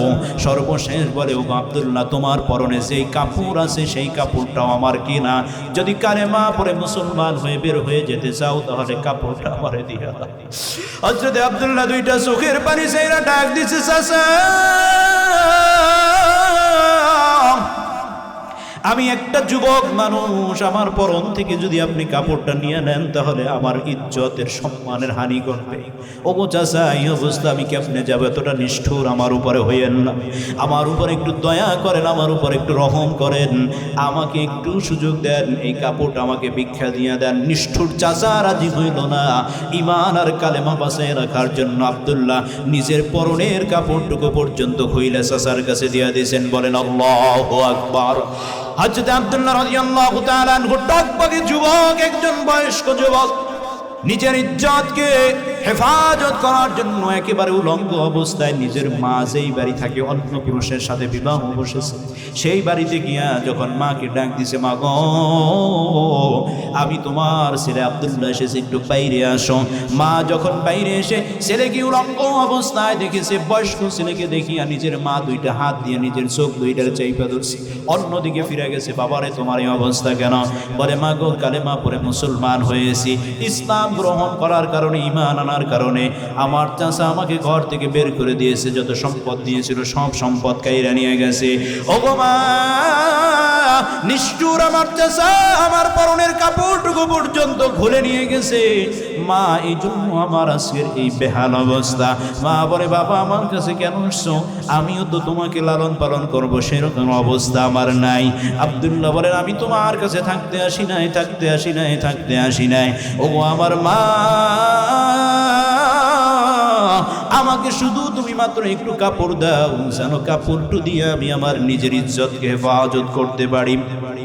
কিতাবের ভিতরে আসছে তার মা তাকে একটা কম্বল দিয়েছেন, সেটা অতটা বেশি ভালো মানের কম্বল না, অতটা বড় কম্বল না। হযরত আব্দুল্লাহ রাদিয়াল্লাহু তাআলা আনহু এই কম্বল দুইটা ভাগে ভাগ করেছেন। একটা ভাগ দিয়ে নিজের পরনে লজ্জাস্থান হেফাজত করার জন্য পড়েছেন, আর একটা ভাগ নিজের শরীরের গায়ে জড়াইছেন। এই কম্বলের ভাগগুলি এমন ছোট, আব্দুল্লাহ যদি হাঁটু রাখতে যায় তাহলে তার নিজের নাভি ফাঁকা হয়ে যায়, আবার যদি নাভি রাখতে যায় তাহলে হাঁটু ফাঁকা হয়ে যায়। একজন পুরুষের জন্য দাইমি ফরজ হলো নিজের নাভির উপর থেকে হাঁটুর নিচ পর্যন্ত সব সময় ঢাইকা রাখা। ঠিক কিনা? জোরে বলেন, আরো জোরে বলেন, কথা ঠিক কিনা? কিন্তু অতীব দুঃখের বিষয় হলো আজকে আমাদের সমাজে আধুনিক কিছু ভার্সিটির ছেলেরা বাইরে এসে, যারা যত বড় বড় ছেলে দাড়ি মোছে বইরা গেছে, এরপর সমাজের ভিতরে হাফ প্যান্ট বইরা বাইরে আসে না? আপনাদের এলাকায় নাই, আমাদের শহরে আছে, আপনাদের এখানেও আছে নাকি বলেন ভাই? আমি মাঝে মাঝে তাকাইয়া বলি, হায় রে যুবক, একজন মানুষের যদি লজ্জা থাকে তাহলে কোনোদিন হাঁটুর উপরে প্যান্ট পইরা বাইরে যেতে পারে না। ঠিক কিনা? জোরে বলে। সভ্য সমাজের মানুষেরাও জানতো, যাদের ভিতরে সভ্যতা ছিল না, আদিম যুগের মানুষেরাও পরনের কাপড় না পায় গাছের ছাল বাকল দিয়া নিজেদের লজ্জাস্থান হেফাজত করতো। ঠিক কিনা? জোরে বলেন। আর আজকে আমাদের সমাজের ভিতরে যুবক ভাইদের কাপড়ের কোনো অভাব নাই, তারপরও হাফ প্যান্ট পইরা রাস্তায় বের হও। এই অবস্থায় যদি মারা যাও কোনো হিসাব লাগবে না, বিনা হিসাবে আল্লাহ জাহান্নামে পাঠাই দেবেন। ঠিক কিনা? জোরে বলেন। আমার ভাইয়েরা, হযরত আব্দুল্লাহ রাদিয়াল্লাহু তাআলা আনহু তিনি এই কাপড়টুকু পয়রা ক্ষুধার্ত অবস্থায় যাতে হাঁটে আবার একটু বিশ্রাম নেয়, দিনে হাঁটে আবার একটু বিশ্রাম নেয়, এরকম করতে করতে 5 দিন 6 দিন 7 দিন পর্যন্ত না খাইয়া না ঘুমাইয়া কোনো পানি পর্যন্ত না পান কইরা ফজরের আগে আগে আগে আগে আল্লাহ রসুলের মসজিদে নববীর সামনে গিয়ে হাজির হয়েছে। মাথার ভিতরে বালু, গানের শরীরের ভিতরে সব জায়গায় কাদা বালু নাকা অবস্থায় মসজিদে নববীর দরজায় দাঁড়ানো। আল্লাহর নবী মসজিদে ফজরের নামাজ পড়ানোর জন্য যাবে, ঠিক সেই সময় এই যুবককে আগন্তুক যুবক এই আব্দুল্লাহকে দেখিয়ে বলতেছেন, তুমি কে, কোথা থেকে এসছো? সমস্ত ঘটনা খুলে বলার পরে আল্লাহর নবী বলছেন, তোমার নাম কি? বলে আমার নাম আব্দুল উজ্জা। আল্লাহর নবী ডাক নিয়ে বলেন, উজ্জা তো দুনিয়ার কেউ না, উজ্জা হলো মূর্তির একটা নাম। লাত, মানাত, উজ্জা নাম শুনছেন কিনা আপনারা? কোন মানুষ আব্দুল উজ্জা মানে উজ্জার বান্দা, উজ্জার গোলাম, এইটা হইতে পারে না। আজকে থেকে আমি তোমার নাম রাইখা দিলাম আব্দুল্লাহ, তথা আল্লাহর গোলাম। এই নাম রাখার পরে আল্লাহর নবী তাকে হালে সুফার ভিতরে থাকতে দিলেন, কালেমা পড়ে নতুন করে আবার মুসলমান হইলেন। হযরত আব্দুল্লাহ রাদিয়াল্লাহু তাআলা আনহুকে ইসলাম শেখার জন্য, কালেমা শেখার জন্য, কোরআন তেলাওয়াত শেখার জন্য, শেখানোর জন্য কিছু কিছু সাহাবীদেরকে বললেন। 2-3 দিন পরে আল্লাহর নবীর কাছে বলা হয়, ও আল্লাহর পয়গম্বর, আপনার এই সাহাবী দুনিয়ার দুনিয়ার ভিতরে এত জোরে জোরে কোরআন তেলাওয়াত করে আমাদের ঘুমে সমস্যা হয়, আমাদের খাবার দাবারের সমস্যা হয়, বিশ্রাম নিতে পারি না, সব সময় আপনার এই সাহাবী জোরে জোরে কোরআন তেলাওয়াত করে। আল্লাহর নবী বললেন, ও আমার সাহাবায়ে কেরাম, আমার এই সাহাবীকে বাধা দিও না, বাধা দিও না, বাধা দিও না, কেননা তার ঈমানটা এত চড়া দামে কেনা, ওকে তোমরা কোরআন পড়তে দাও। হযরত আব্দুল্লাহ রাদিয়াল্লাহু তাআলা আনহু কোরআন পড়েন, আল্লাহ নবীর দরবারে সব সময় থাকে, আহলে সুফফার ভিতরে সব সময় অবস্থান করে। ইতিমধ্যেই জিহাদের দামামা বেজে গেছে, আল্লাহর নবী জিহাদে ময়দানে যাওয়ার জন্য সৈন্য খোঁজ করতেছেন, কারো কাছ থেকে চাঁদা কালেকশন করতেছেন, কারো কাছ থেকে বিভিন্নভাবে সহযোগিতা নিতেছেন। সমস্ত মানুষ যখন সহযোগিতা করে, সমস্ত মানুষ যখন টাকা দেয়, জিহাদে যাওয়ার জন্য যখন সবাই নাম লেখায়, এক পাশে আব্দুল্লাহ রাদিয়াল্লাহু তাআলা আনহু দাঁড়ানো ছিলেন। সবাই যখন রাসূলের কাছ থেকে বিদায় নিয়ে গেলেন, দুইটা চোখের পানি চাইরা আল্লাহর নবীর সামনে এসে ডাক দিয়ে বলে, পয়গম্বর, আমার কত ভাইয়েরা টাকা দিল, পয়সা দিল, জিহাদে যাওয়ার জন্য নিজের নাম দিল, ওগো পয়গম্বর, আমার তো কোনো টাকা নাই, পয়সা নাই, কোনো কিছু নাই, এই জিহাদে যাওয়ার জন্য আপনি আমার নামটা একটু লেখাইয়ে দেন। আল্লাহর নবী ডাক দিয়ে বলেন, আব্দুল্লাহ রে, এখন পর্যন্ত তোমার কোনো জিহাদে যাওয়ার জন্য সময় হয় নাই, এখনো সময় হয় নাই, সময় হলে আমি বলবো, কোনো কিছু দেওয়ার দরকার নেই, জিহাদে যাওয়ার দরকার নাই, তুমি এই জায়গায় অবস্থান করো। নবী আমার সাহাবীদেরকে নিয়ে জিহাদের ময়দানে গেলেন, ইসলাম এবং মুসলমানদের পক্ষে আল্লাহ তাআলা বিজয় দান করলেন, বলেন আলহামদুলিল্লাহ। এই বিজয় নিয়ে যখন মদিনার বুকে আসলেন, পথিমধ্যে শুনতে পাইলেন আপনার প্রিয় সাহাবী, আদরের সাহাবী আব্দুল্লাহর প্রচন্ড জ্বর এসেছে। আল্লাহর নবী মাগরিবের আগে মসজিদে নববীতে প্রবেশ করলেন, আহলে সুফার ভিতরে গিয়ে দেখেন আব্দুল্লাহ জ্বরে একেবারে বেহুশের মতো হয়ে পড়ে রয়েছে। আল্লাহর নবী মাথায় হাত দিলেন, দোয়া করলেন, মাগরিবের নামাজে দাঁড়াইলেন, নামাজ শেষ হয়ে গেল, পিছন থেকে খবর হয় আব্দুল্লাহ দুনিয়ায় নাই। সাল্লাল্লাহু আলাইহি ওয়াসাল্লাম বললেন, আমার সাহাবী আব্দুল্লাহ দুনিয়া থেকে বিদায় নিয়ে গেছেন, ওকে দাফন কাফন করার জন্য ব্যবস্থা করো। খারাপ লাগে ভাই আপনাদের নাকি? আমি শেষ করে দিব যদি আপনাদের খারাপ লাগে, কারণ আটকাইয়া মফেল, এটা কথার কথা হইতে পারে কিন্তু কাজের কথা না, কি কথা ঠিক না? আমার ভাইয়েরা, হযরত নবী করিম সাল্লাল্লাহু আলাইহি ওয়াসাল্লাম তিনি বলেন, যদি আব্দুল্লাহকে গোসল করাও, কাফন দাফনের ব্যবস্থা করাও। কাফন দাফনের ব্যবস্থা করা হইল। বিশিষ্ট একজন সাহাবী হযরত আবু বকর এক মাথার দিকে নামলেন, আর একদিকে হযরত ওমর রাদিয়াল্লাহু তাআলা আনহু নামলেন। আল্লাহর নবী কবরের পাশে দাঁড়ানো অবস্থায় ছিল। যখন কবর শেষ হয়ে গেল, আল্লাহর নবী দোয়া করলেন, রব্বুল আলামিন, যেই ব্যক্তিকে আজকে কবরের ভিতরে শোয়াইলাম, আজকে মাগরিবের আগ পর্যন্ত এই আব্দুল্লাহর প্রতি আমি খুশি ছিলাম, ওগো আল্লাহ, তোমার কাছে আরজি করি, তোমার কাছে আবেদন করি, কবরে রাখার পর তুমি তার জন্য খুশি হইয়া যাইও। হযরত ওমর একটা চিৎকার মেরে ডাক দিছে, ভাই আব্দুল্লাহ, তোমার নসিব এত ভালো, এত ভালো, এত ভালো, আজকে রাসূলের এত বরকতময় একটা দোয়ার তুমি ভাগ্যবান, সৌভাগ্যবান হয়ে গেছো। তোমার জায়গায় যদি তুমি না হইয়া আমি ওমরের কবর হইতো, আমি ওমরের লাশটা হইতো, আমি ওমর জীবনের থেকেও বেশি খুশি হইয়া যাইতাম। আমার ভাইয়েরা, ওয়ালানাবলুওয়ান্নাকুম বিশাইইম মিনাল খাউফ, আল্লাহ তাআলা বলেন, যারা ঈমানদার, যারা ঈমান আনবে, এক নম্বরে তাদের পরীক্ষা হবে, তাদের জীবনের উপরে নির্যাতন আসতে পারে, ঠিক কিনা জোরে বলেন। আপনি যদি বলেন আমি আল্লাহওয়ালা, আপনি মনে করেন হুজুর কোনোদিন তো আমার উপরে নির্যাতন আসে না, আপনি তাকিয়ে দেখেন ভারতের দিকে, ভারতের মুসলমানদের উপরে মাঝে মাঝে নির্যাতন হয় কি হয় না, জোরে বলেন। এই যে আমেরিকায় যারা আছে তাদের উপরে নির্যাতন হয়। অনেক দেশে আমাদের মা বোনরা বোরকা পরে রাস্তায় নামতে পারে না, যুবকেরা, বিধর্মী যুবকরা উত্তপ্ত করে, ঠিক কিনা জোরে বলেন। আল্লাহ ডাক দিয়া বলেন, তুমি যদি ঈমানদার হও তাহলে তোমার জীবনের উপরে নির্যাতন আসবে, তোমার জীবনের উপরে অনেক রকমের অত্যাচার আসতে পারে। ধৈর্য ধারণ করে যদি থাকতে পারো, পরীক্ষায় যদি পাশ করতে পারো, তাহলে তোমার জন্য রয়েছে মহাজান্নাত। দ্বিতীয় নম্বর হলো, আনাকুসিম মিনাল আমওয়ালি ওয়াল আনফুস الأنفس والثمرات وبشر الصابرين আল্লাহ ডাক দিয়া বলেন وَنَبْلُوَنَّكُمْ بِشَيْءٍ مِّنَ الْخَوْفِ وَالْجُوعِ وَنَقْصٍ مِّنَ الْأَمْوَالِ দ্বিতীয় নাম্বার হলো আমি তোমাদের মালের সংকটতা দিব।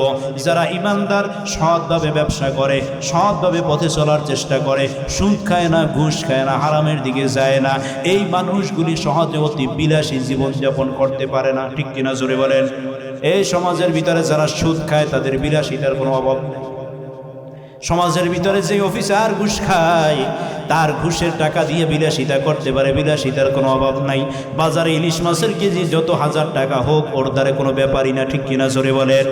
আর যেই ব্যক্তি ইমানদার হালালটারে হালাল মনে করে, মাসের বাজার করতে গিয়াও শেষ সময় টানা পোড়া লাগে, আছে না নাই?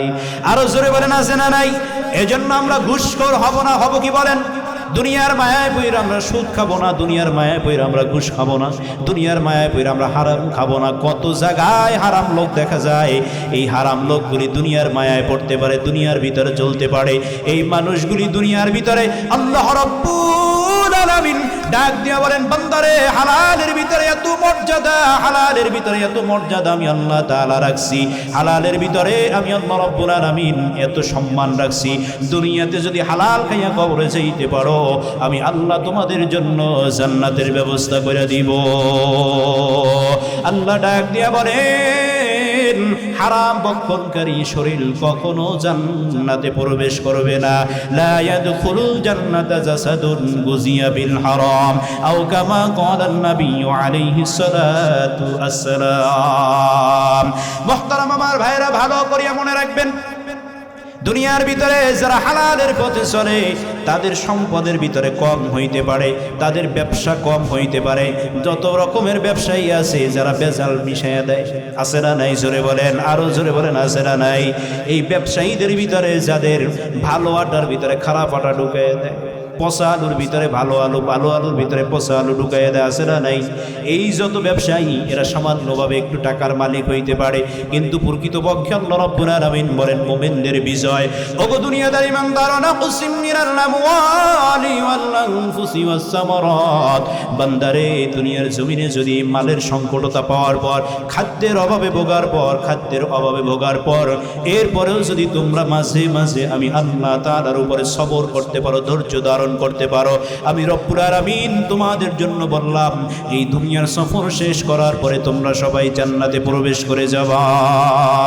আমার ভাইয়েরা, দুনিয়ার জমিনে আল্লাহ রব্বুল আলামিন হাজার হাজার রকমের সাহাবীদের উপরে এই রকমের অনেক পরীক্ষা আছে। বিদায় আল্লাহ তাআলা বলেছেন, ওয়া ইযা ক্বিলা লাহুম আমিনু কামা আমানান নাস ক্বালু আনুমিনু কামা আমানাস সুবহা। এই দুনিয়ার মানুষেরা ঈমান আনো সাহাবায়ে কেরাম যেরকম ঈমান আনছে। নবীজির সাহাবী হযরতে আব্দুল্লাহ রাদিয়াল্লাহু তাআলা আনহু, এই আল্লাহর নবীর বিশিষ্ট একজন সাহাবী হযরতে আব্দুল্লাহ রাদিয়াল্লাহু তাআলা আনহু দুনিয়ার জমিনে অন্যরকম আব্দুল্লাহ, আবু আব্দুল্লাহ আনসারী।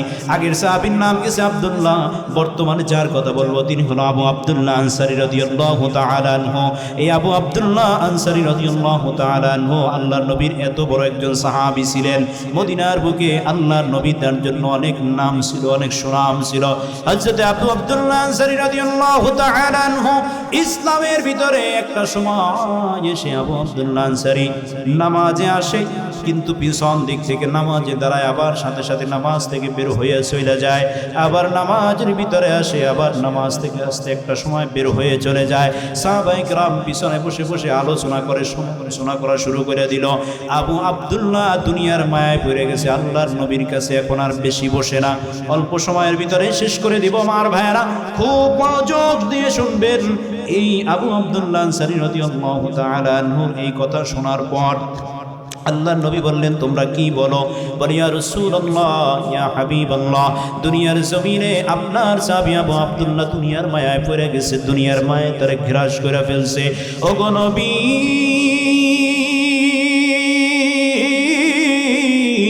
আপনার সাহাবী আবু আব্দুল্লাহ আপনার দরবারে বেশি সময় দেয় না, নামাজে আসলেও পিছন দিক থেকে নামাজে দাঁড়ায়, আবার নামাজ শেষ হয়ে যাওয়ার সাথে সাথে মোনাজাত পর্যন্ত অপেক্ষা করে না, বাড়িতে চলে যায়।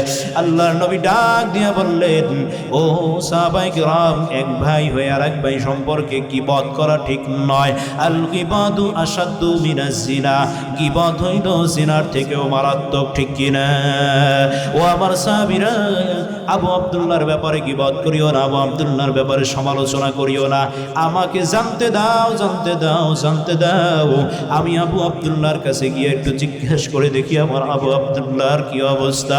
আল্লাহর নবী আসরের নামাজে দেখলেন আবু আব্দুল্লাহ আসরের নামাজে নবীজির পিছনে দাঁড়াইছে।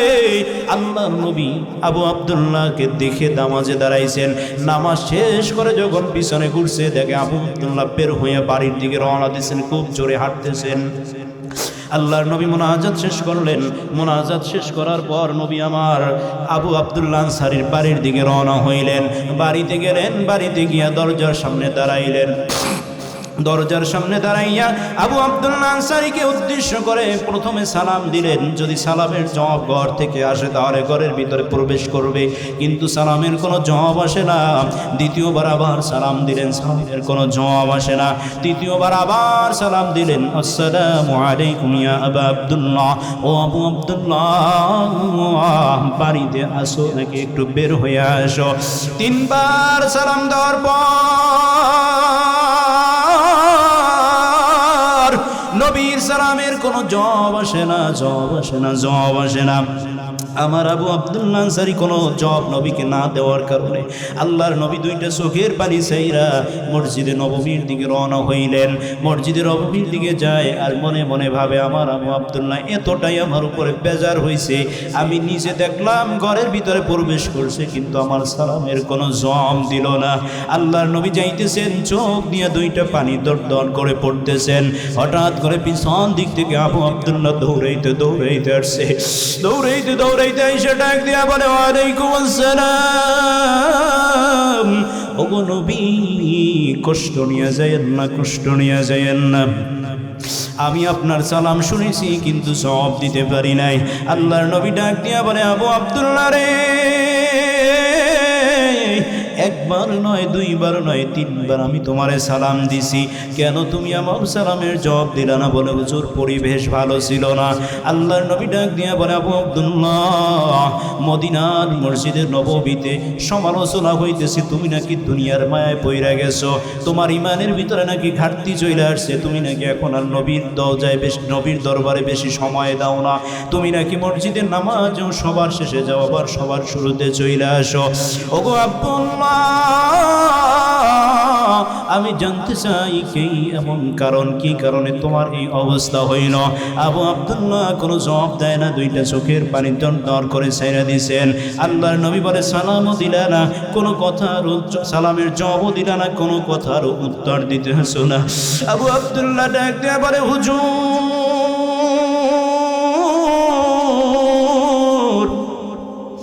আজকে 7 দিন পর্যন্ত আমার ঘরের ভিতরে কোনো খানা নাই, আমি আর আমার স্ত্রী ঘরের ভিতরে 2 জন বয়স্ক মানুষ, 2 জনের ভিতরে একটা মাত্র পরনের কাপড়, আমার পরনের ভিতরেও তেমন কোনো কাপড় নাই, কোনো কিছু নাই। ওগো নবী, আমার পরনের ভিতরে একটা মাত্র কাপড়, আমার স্ত্রীও একটা মাত্র কাপড় পরিধান করে। যখন মসজিদে নববীতে আজানের সময় হয়ে যায়, নামাজের সময় হয়ে যায়, ঘরের ভিতরে আমার স্ত্রী এই গর্তের ভিতরে বৈশা যায় আর আমি এই কাপড়টা পরে মসজিদে নববীর ভিতরে যাই। ওগো পয়গম্বর,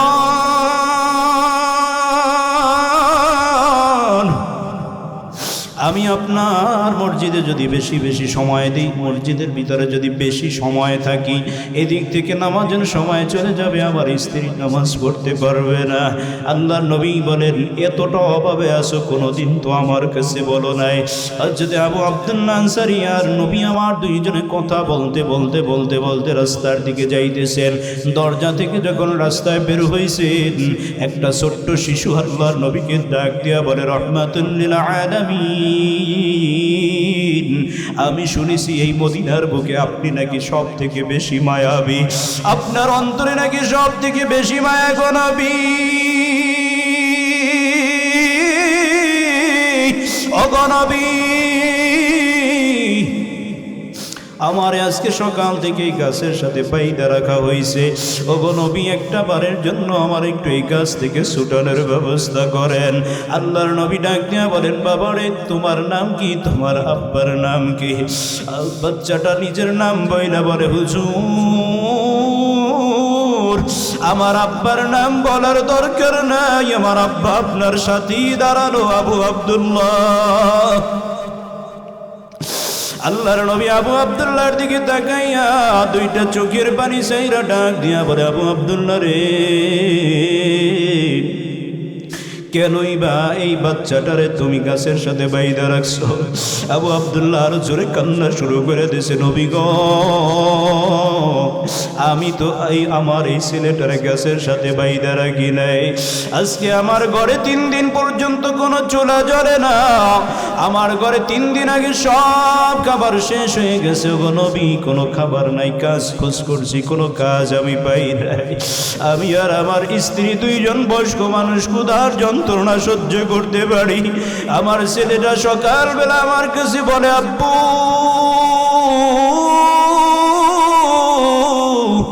আমাকে খাবার দাও, খাবার দাও, আমাকে খাবার দাও। আমি কোনো খাবার দিতে পারি নাই। আমার ছেলেটা ঘর থেকে বের হয়ে গেছে। হুজুর, এই গাছটার মালিক আমি না, এই গাছটার মালিক একজন ইহুদি। এই গাছটা থেকে একটা খেজুর পড়েছিল, এই খেজুরটা নিচ থেকে উঠাইয়া আমার ছেলেটা খাইছে।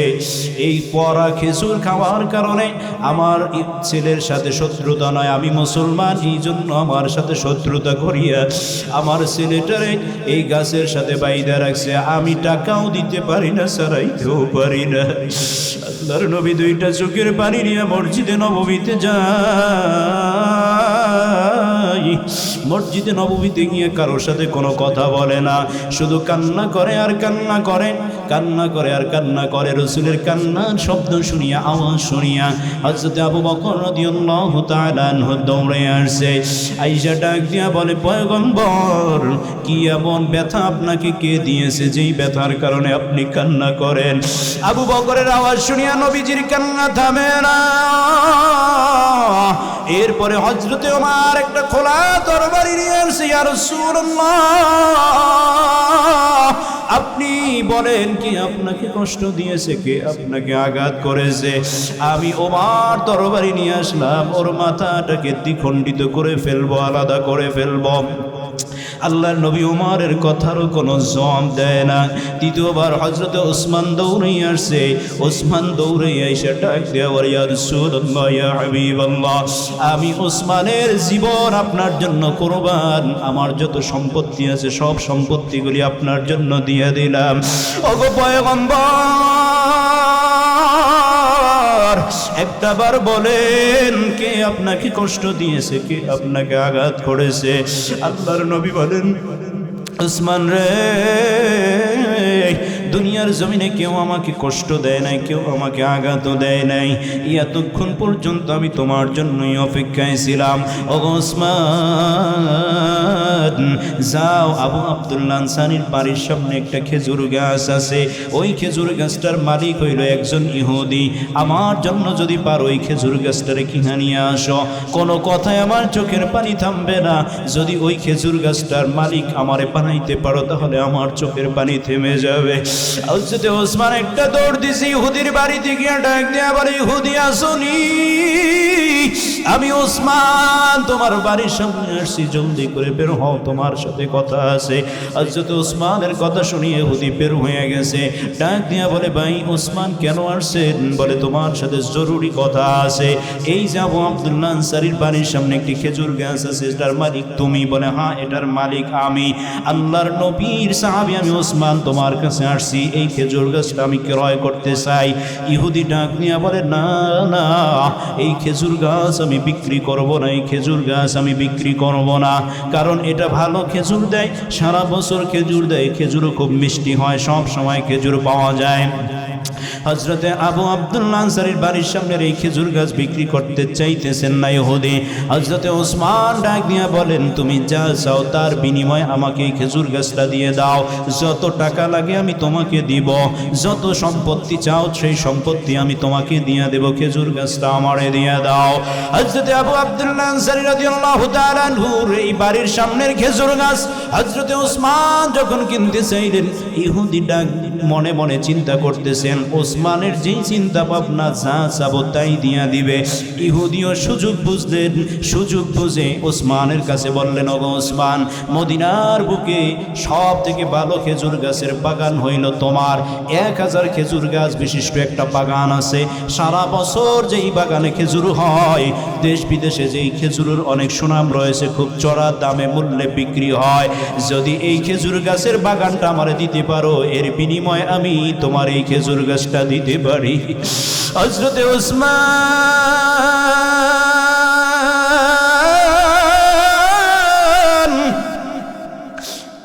ডাক দিয়া বলে, হযরত ওসমান রাদিয়াল্লাহু তাআলা আনহু ডাক দিয়া বলে, ইহুদি রে, জলদি করে কাগজ কলম নিয়ে আয়, আমি তোর 1000 খেজুর গাছ বিশিষ্ট বাগান লেখা দিব, তুই আমার একটা মাত্র খেজুর গাছ আমার নামে লেখা দে। কাগজ কলম নিয়ে আসা হইল। ওসমান 1000 খেজুর গাছ বিশিষ্ট খেজুর বাগানটারে ওই ইহুদির নামে লেখা দিয়া দিল, আর একটা মাত্র খেজুর গাছ যার বিনিময়ে নিল। হযরত ওসমান রাদিয়াল্লাহু তাআলা আনহু খেজুর গাছের এই দলিলটারে হাতে নিয়ে ডাক দিছি, ইহুদি রে, তুই বড় বোকা রে, তুই বড় বোকা। আজকে আমি ওসমানের সারা জীবনের সম্পত্তিও যদি তুই চাইতি, আমি ওসমান সব সম্পত্তি তোর নামে লিখে দিতাম। আমৃত্যু যদি তোর সাথে আমার গোলামও খাটা লাগতে, তারপরেও এই খেজুর গাছটা আমি ওসমানের নামে নিয়ে নিতাম। বলেন সুবহানাল্লাহ।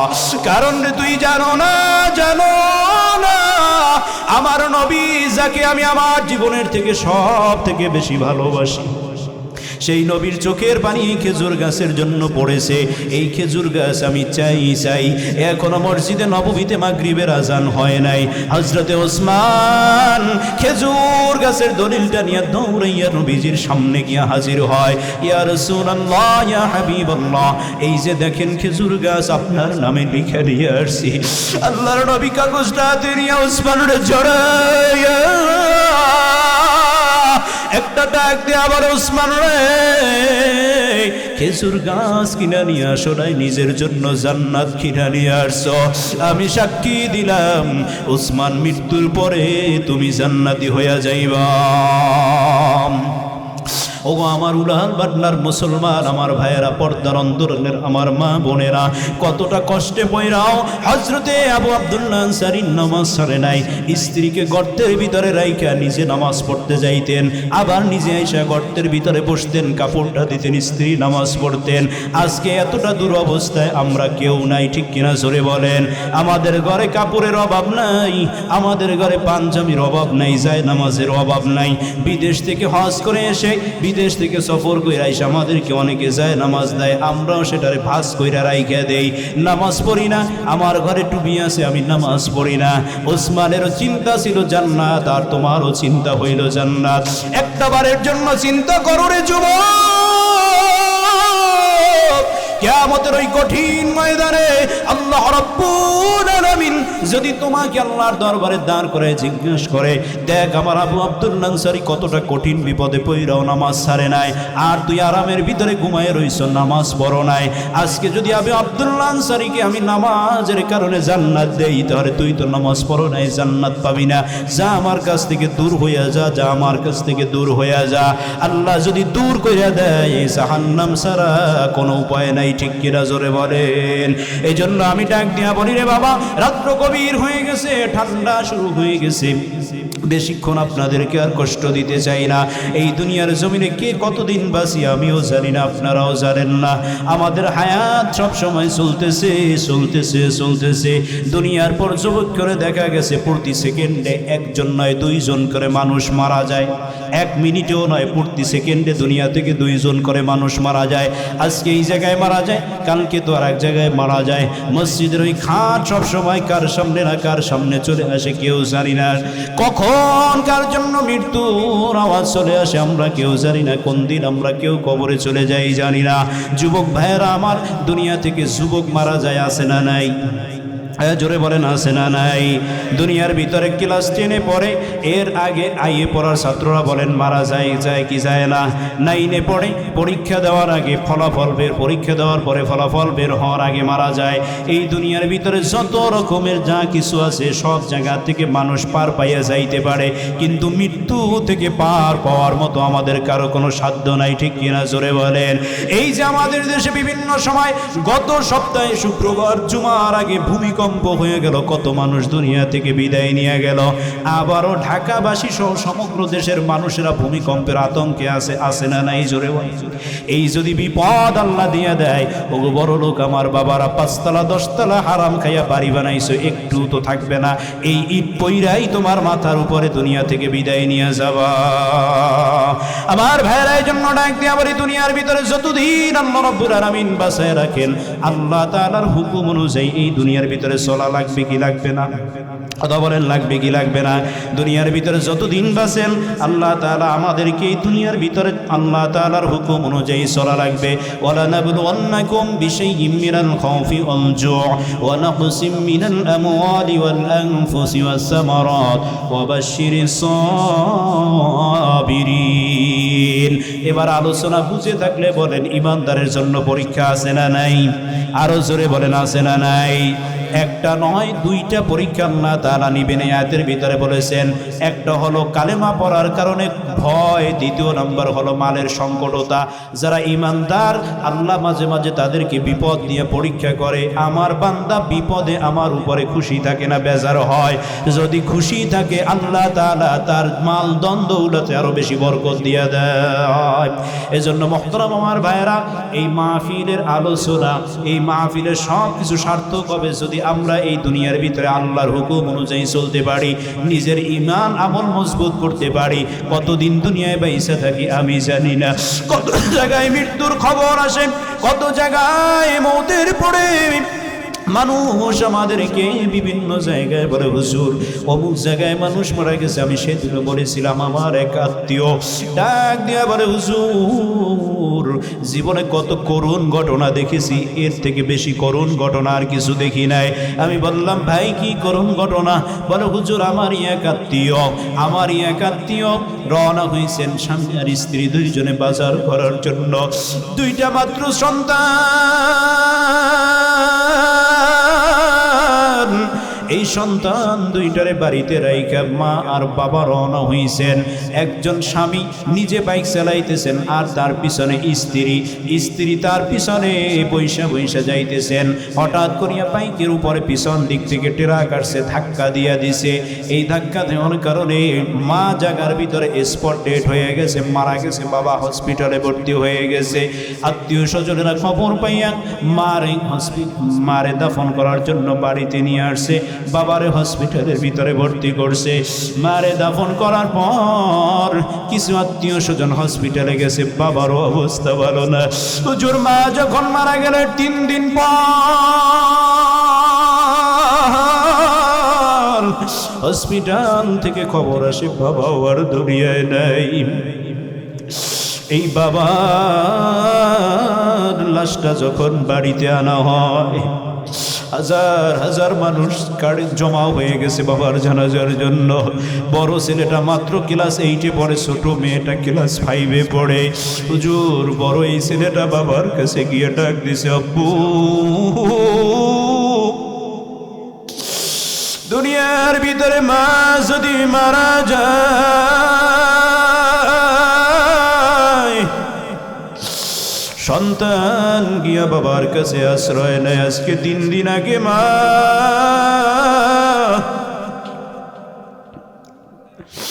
আমাদেরকে এতিম বানাইয়া কবরে সইলা গেল। 3 দিন পরেও তুমি আমাদেরকে সইলা যাও।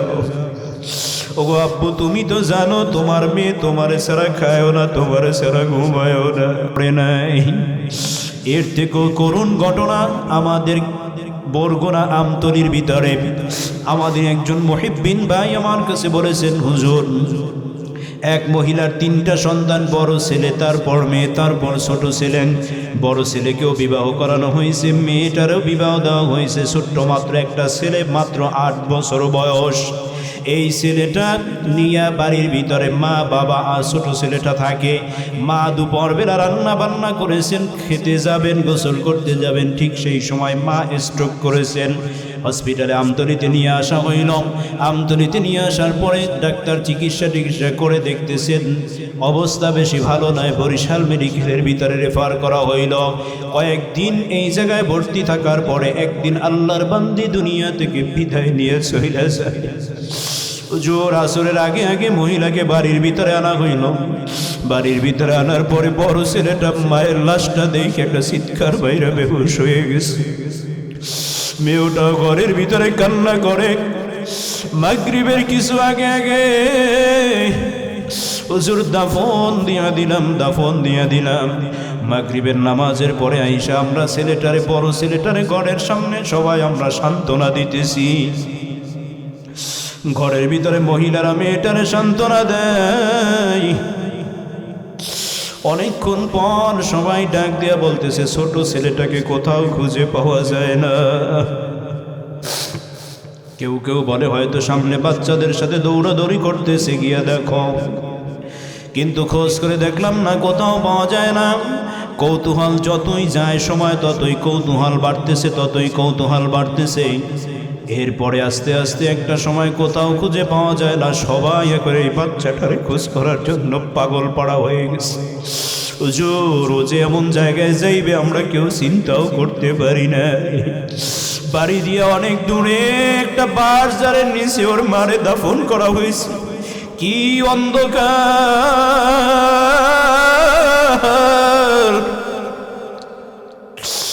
ওই অন্ধকারের ভিতরে কবরের উপরে শুয়ে শুয়ে ও ডাক দেয়, মা, ওগো মা। বড় ভাইয়া বিবাহ করেছে, তোমার মায়া বইলা থাকতে পারবে। আমার আপু বিবাহ বসেছে, শ্বশুর বাড়িতে চইলে যাইবে, তোমারে বইলা থাকতে পারবে। মাগো বলো,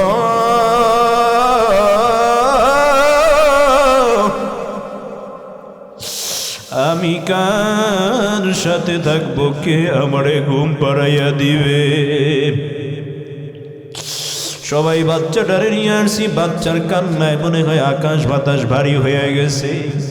পর্দার অন্তরালের মাগো, এই জন্য বলি পর্দা সহকারে মাইনা চইলেন, আল্লাহর রশি গলায় লাগাইয়েন, ইসলাম ইমান সহকারে চলবো, নামাজ ছাড়বো না, মিথ্যা কথা বলবো না, হকের পথে চলবো। কে কে রাজি আছি? 2টা হাত আমার মাওলারে দেখায় দেন। আল্লাহর একটা ডাক দিয়া বলেন, আল্লাহ। আরো জোরে ডাক দেন, আল্লাহ।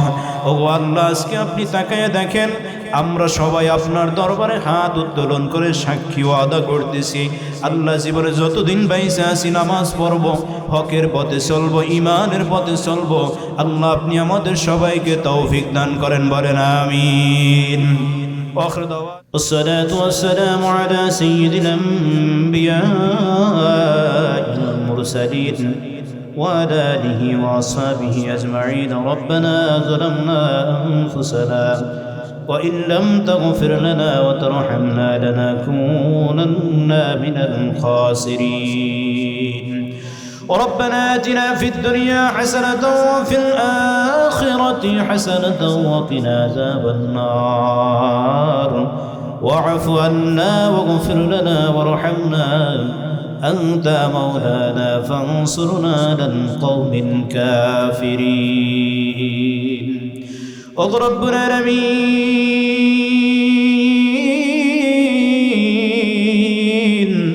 আয় আল্লাহ, মদ্দুলাল বাদনাজামে মসজিদ এলাকার উদ্যোগে আয়োজিত 14তম বার্ষিক ওয়াজ মাহফিল, তাফসীরুল কোরআন মাহফিলের আয় আল্লাহ সর্বশেষ অধিবেশনে এই গভীর রাতে ঠান্ডার ভিতরে বসে আমার বৃদ্ধ বাবাজিরা, যুবক ভাইরা, স্নেহের ছোট ছোট ভাইদেরকে নিয়ে তোমার দরবারে হাত তুলেছি। আয় আল্লাহ, যত মানুষ এই মজলিসে আছে আল্লাহ, সবার থেকে বেশি গুনাহগার আমি। আয় আল্লাহ তারপর গুনাহগার জিম্মাদারি নিয়ে তোমার দরবারে হাত তুলেছে, দয়া মায়া কইরা আল্লাহ আমাদের সকলের জীবনের সব গুনাহগুলিকে তুমি মাফ করিয়া দাও। আয় আল্লাহ রব্বুল আলামিন জানিনা রে মাওলা,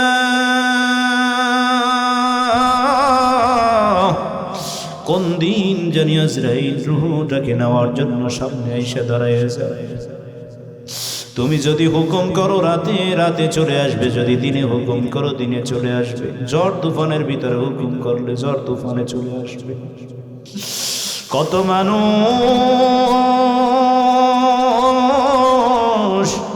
স্বপ্ন নিয়ে বিদেশ গেল, দেশে আর জীবিত অবস্থায় ফিরে আসতে পারে নাই। কত ছাত্র পরীক্ষা দিল, ফলাফল দেখতে পারে নাই। আয় আল্লাহ কত মানুষ বিবাহ করেছে, বাবা ডাক শুনতে পারে নাই, তার আগে দুনিয়া থেকে বিদায় নিয়ে গেছে। জানি না কোন দিন জানি আমাদের মৌতের ঘন্টাটা বেজে যায়। জানি না রে মাওলা,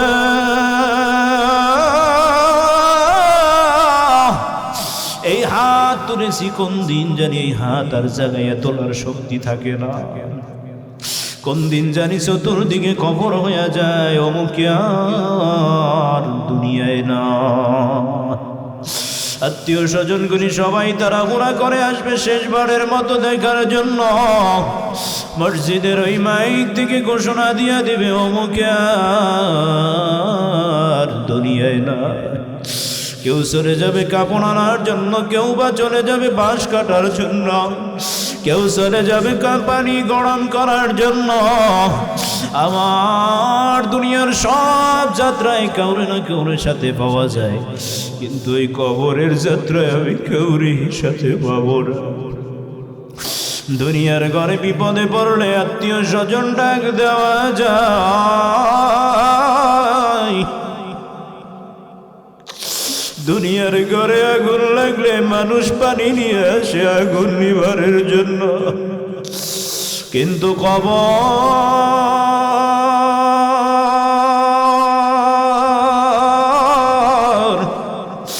এমন একটা ঘর, যেই ঘর থেকে কেউরে ডাক দেওয়া যায়।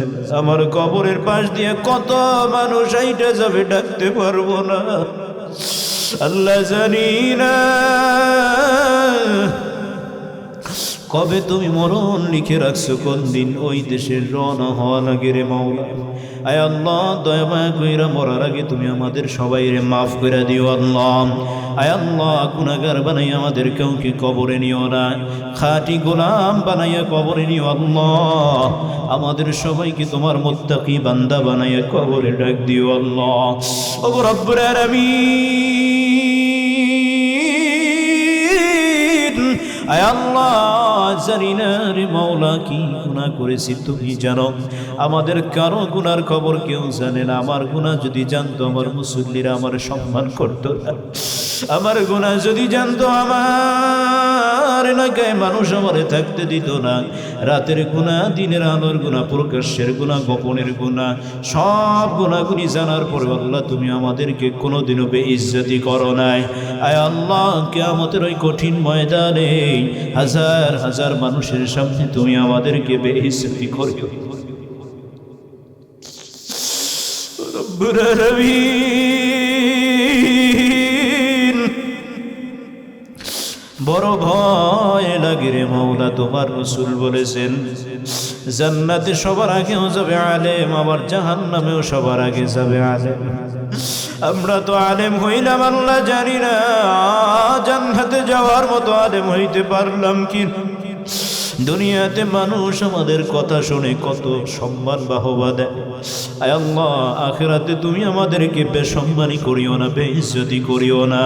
আল্লাহ গো তুমি আমাদের সবাইকে গোপনের গুনাহগুলির গোপনে আয় আল্লাহ যত গুনাহ করেছি সব গুনাহগুলিকে তুমি মাফ করে দাও। আয় আল্লাহ রাব্বুল আলামিন আজকের এই মাহফিলের শুরু থেকে শেষ পর্যন্ত যত যা কিছু বলা হয়েছে আল্লাহ কোনো ভুল ত্রুটি হয়ে থাকলে ক্ষমা করে দাও। আয় আল্লাহ যতখানি সব দিয়েছো সবটুকু সোনার মদিনায় পৌঁছে দাও। তোমার নবীকে কত কাফেরেরা দেখলো, কত বেঈমান, কত মুশরিকরা দেখলো, উম্মত হইয়া দেখতে পারলাম না। আয় আল্লাহ নবীজির রওজায় একবার দাঁড়ানোর সুযোগ করে দিও আল্লাহ। আয় আল্লাহ অন্তরটা যেন নবীর রওজা দেখে জুড়াইতে পারি তৌফিক দিয়ে দিও আল্লাহ। তোমার ঘর বাইতুল্লাহ জিয়ারত করার তৌফিক দিয়ে দিও আল্লাহ। तमाम दुनियाए बाबा आदम থেকে যত নবীন সিদ্দিকিন শুহাদা সালিহিন সাহাবা আজমাইন উলামায়ে মুতাকদ্দিমিন মুতাআখিরিন বুজুর্গানে দ্বীন যারা অন্ধকার কবরে শুয়ে গেছে সকলের রূহের উপরে হাদিয়া পৌঁছে দাও। तमाम দুনিয়ার ভিতরে রব্বুল আলামিন আমাদের যত মুরব্বীরা দুনিয়া থেকে বিদায় নিয়ে গেছে সবাইরে মাফ করে দাও। জানি না রে মাওলা আমরা যারা হাত তুলেছি কার মা নাই কার বাবা নাই, আজকে বাড়ি থেকে আসার সময় কে যেন দেখে আসছে বাবা, জনমের মতো মাটির ঘরে ঘুমায় মা, জনমের মতো মাটির ঘরে ঘুমায়। দুনিয়াতে যত দূরই থাকি না কেন বাড়ি গিয়ে আমার দেখতে পারবো মনে আশা রাখা যায়, কিন্তু যাদের মা নাই যাদের বাবা নাই তারা কোনোদিন মায়ের কাছে যাইতে পারবে না। ওই বাবার কবরের পাশে কতবার দাঁড়াইল, কত বাবা বাবা কইয়া ডাকলো, কোনোদিন সাড়া দিল না মা, সাড়া দিল না। আয় আল্লাহ দুনিয়ার এক প্রান্তের খবর আর এক প্রান্ত থেকে নেওয়া যায়, আমাদের মায়ের কবরের খবর নিতে পারি না। ও রব্বুল আলামিন আয় আল্লাহ আমাদের মা বাবার কবরটাকে জান্নাতের বাগান বানায়া দাও। আয় আল্লাহ খাস করিয়া মাওলা রে আমাদের দাদা দাদি নানা নানি আত্মীয় স্বজন পাড়া প্রতিবেশী ভাই বোন বন্ধু বান্ধব আমাদের দাদুর বংশ থেকে নানুর বংশ থেকে শ্বশুরের বংশ থেকে যারা কবরে গেছে সবাই মাফ করে দাও। আয় আল্লাহ আমার শ্বশুর দুনিয়ায় বাইসা নাই আল্লাহ তারে তুমি মাফ করে দাও, জান্নাতুল ফিরদাউসের মেহমান বানায় নাও আল্লাহ। আয় আল্লাহ আমাদের মা বাপ যাদের দুনিয়ায় জীবিত আছেন হায়াত দান করো আল্লাহ। খাস করে মাওলা রে আমাদের আব্বা আম্মাকে যারা অসুস্থ আল্লাহ সুস্থতা দান করো আল্লাহ। আয় আল্লাহ আজকের মাহফিলে যাদের জন্য দোয়া চাওয়া হয়েছে আল্লাহ সবার জন্য আল্লাহ তুমি মঙ্গল কামনা করে দোয়া চাইতেছি আল্লাহ, সবাইকে আল্লাহ তুমি কবুল আর মঞ্জুর করিয়া নাও। যারা ইন্তেকাল করেছেন তাদের কবর জান্নাতের বাগান বানায় দাও, যারা অসুস্থ আছে আল্লাহ সবাইকে সুস্থতা দান করো আল্লাহ। খাস করিয়া মাওলা রে যারা অসুস্থ আছে আল্লাহ তুমি সুস্থতা দান করো।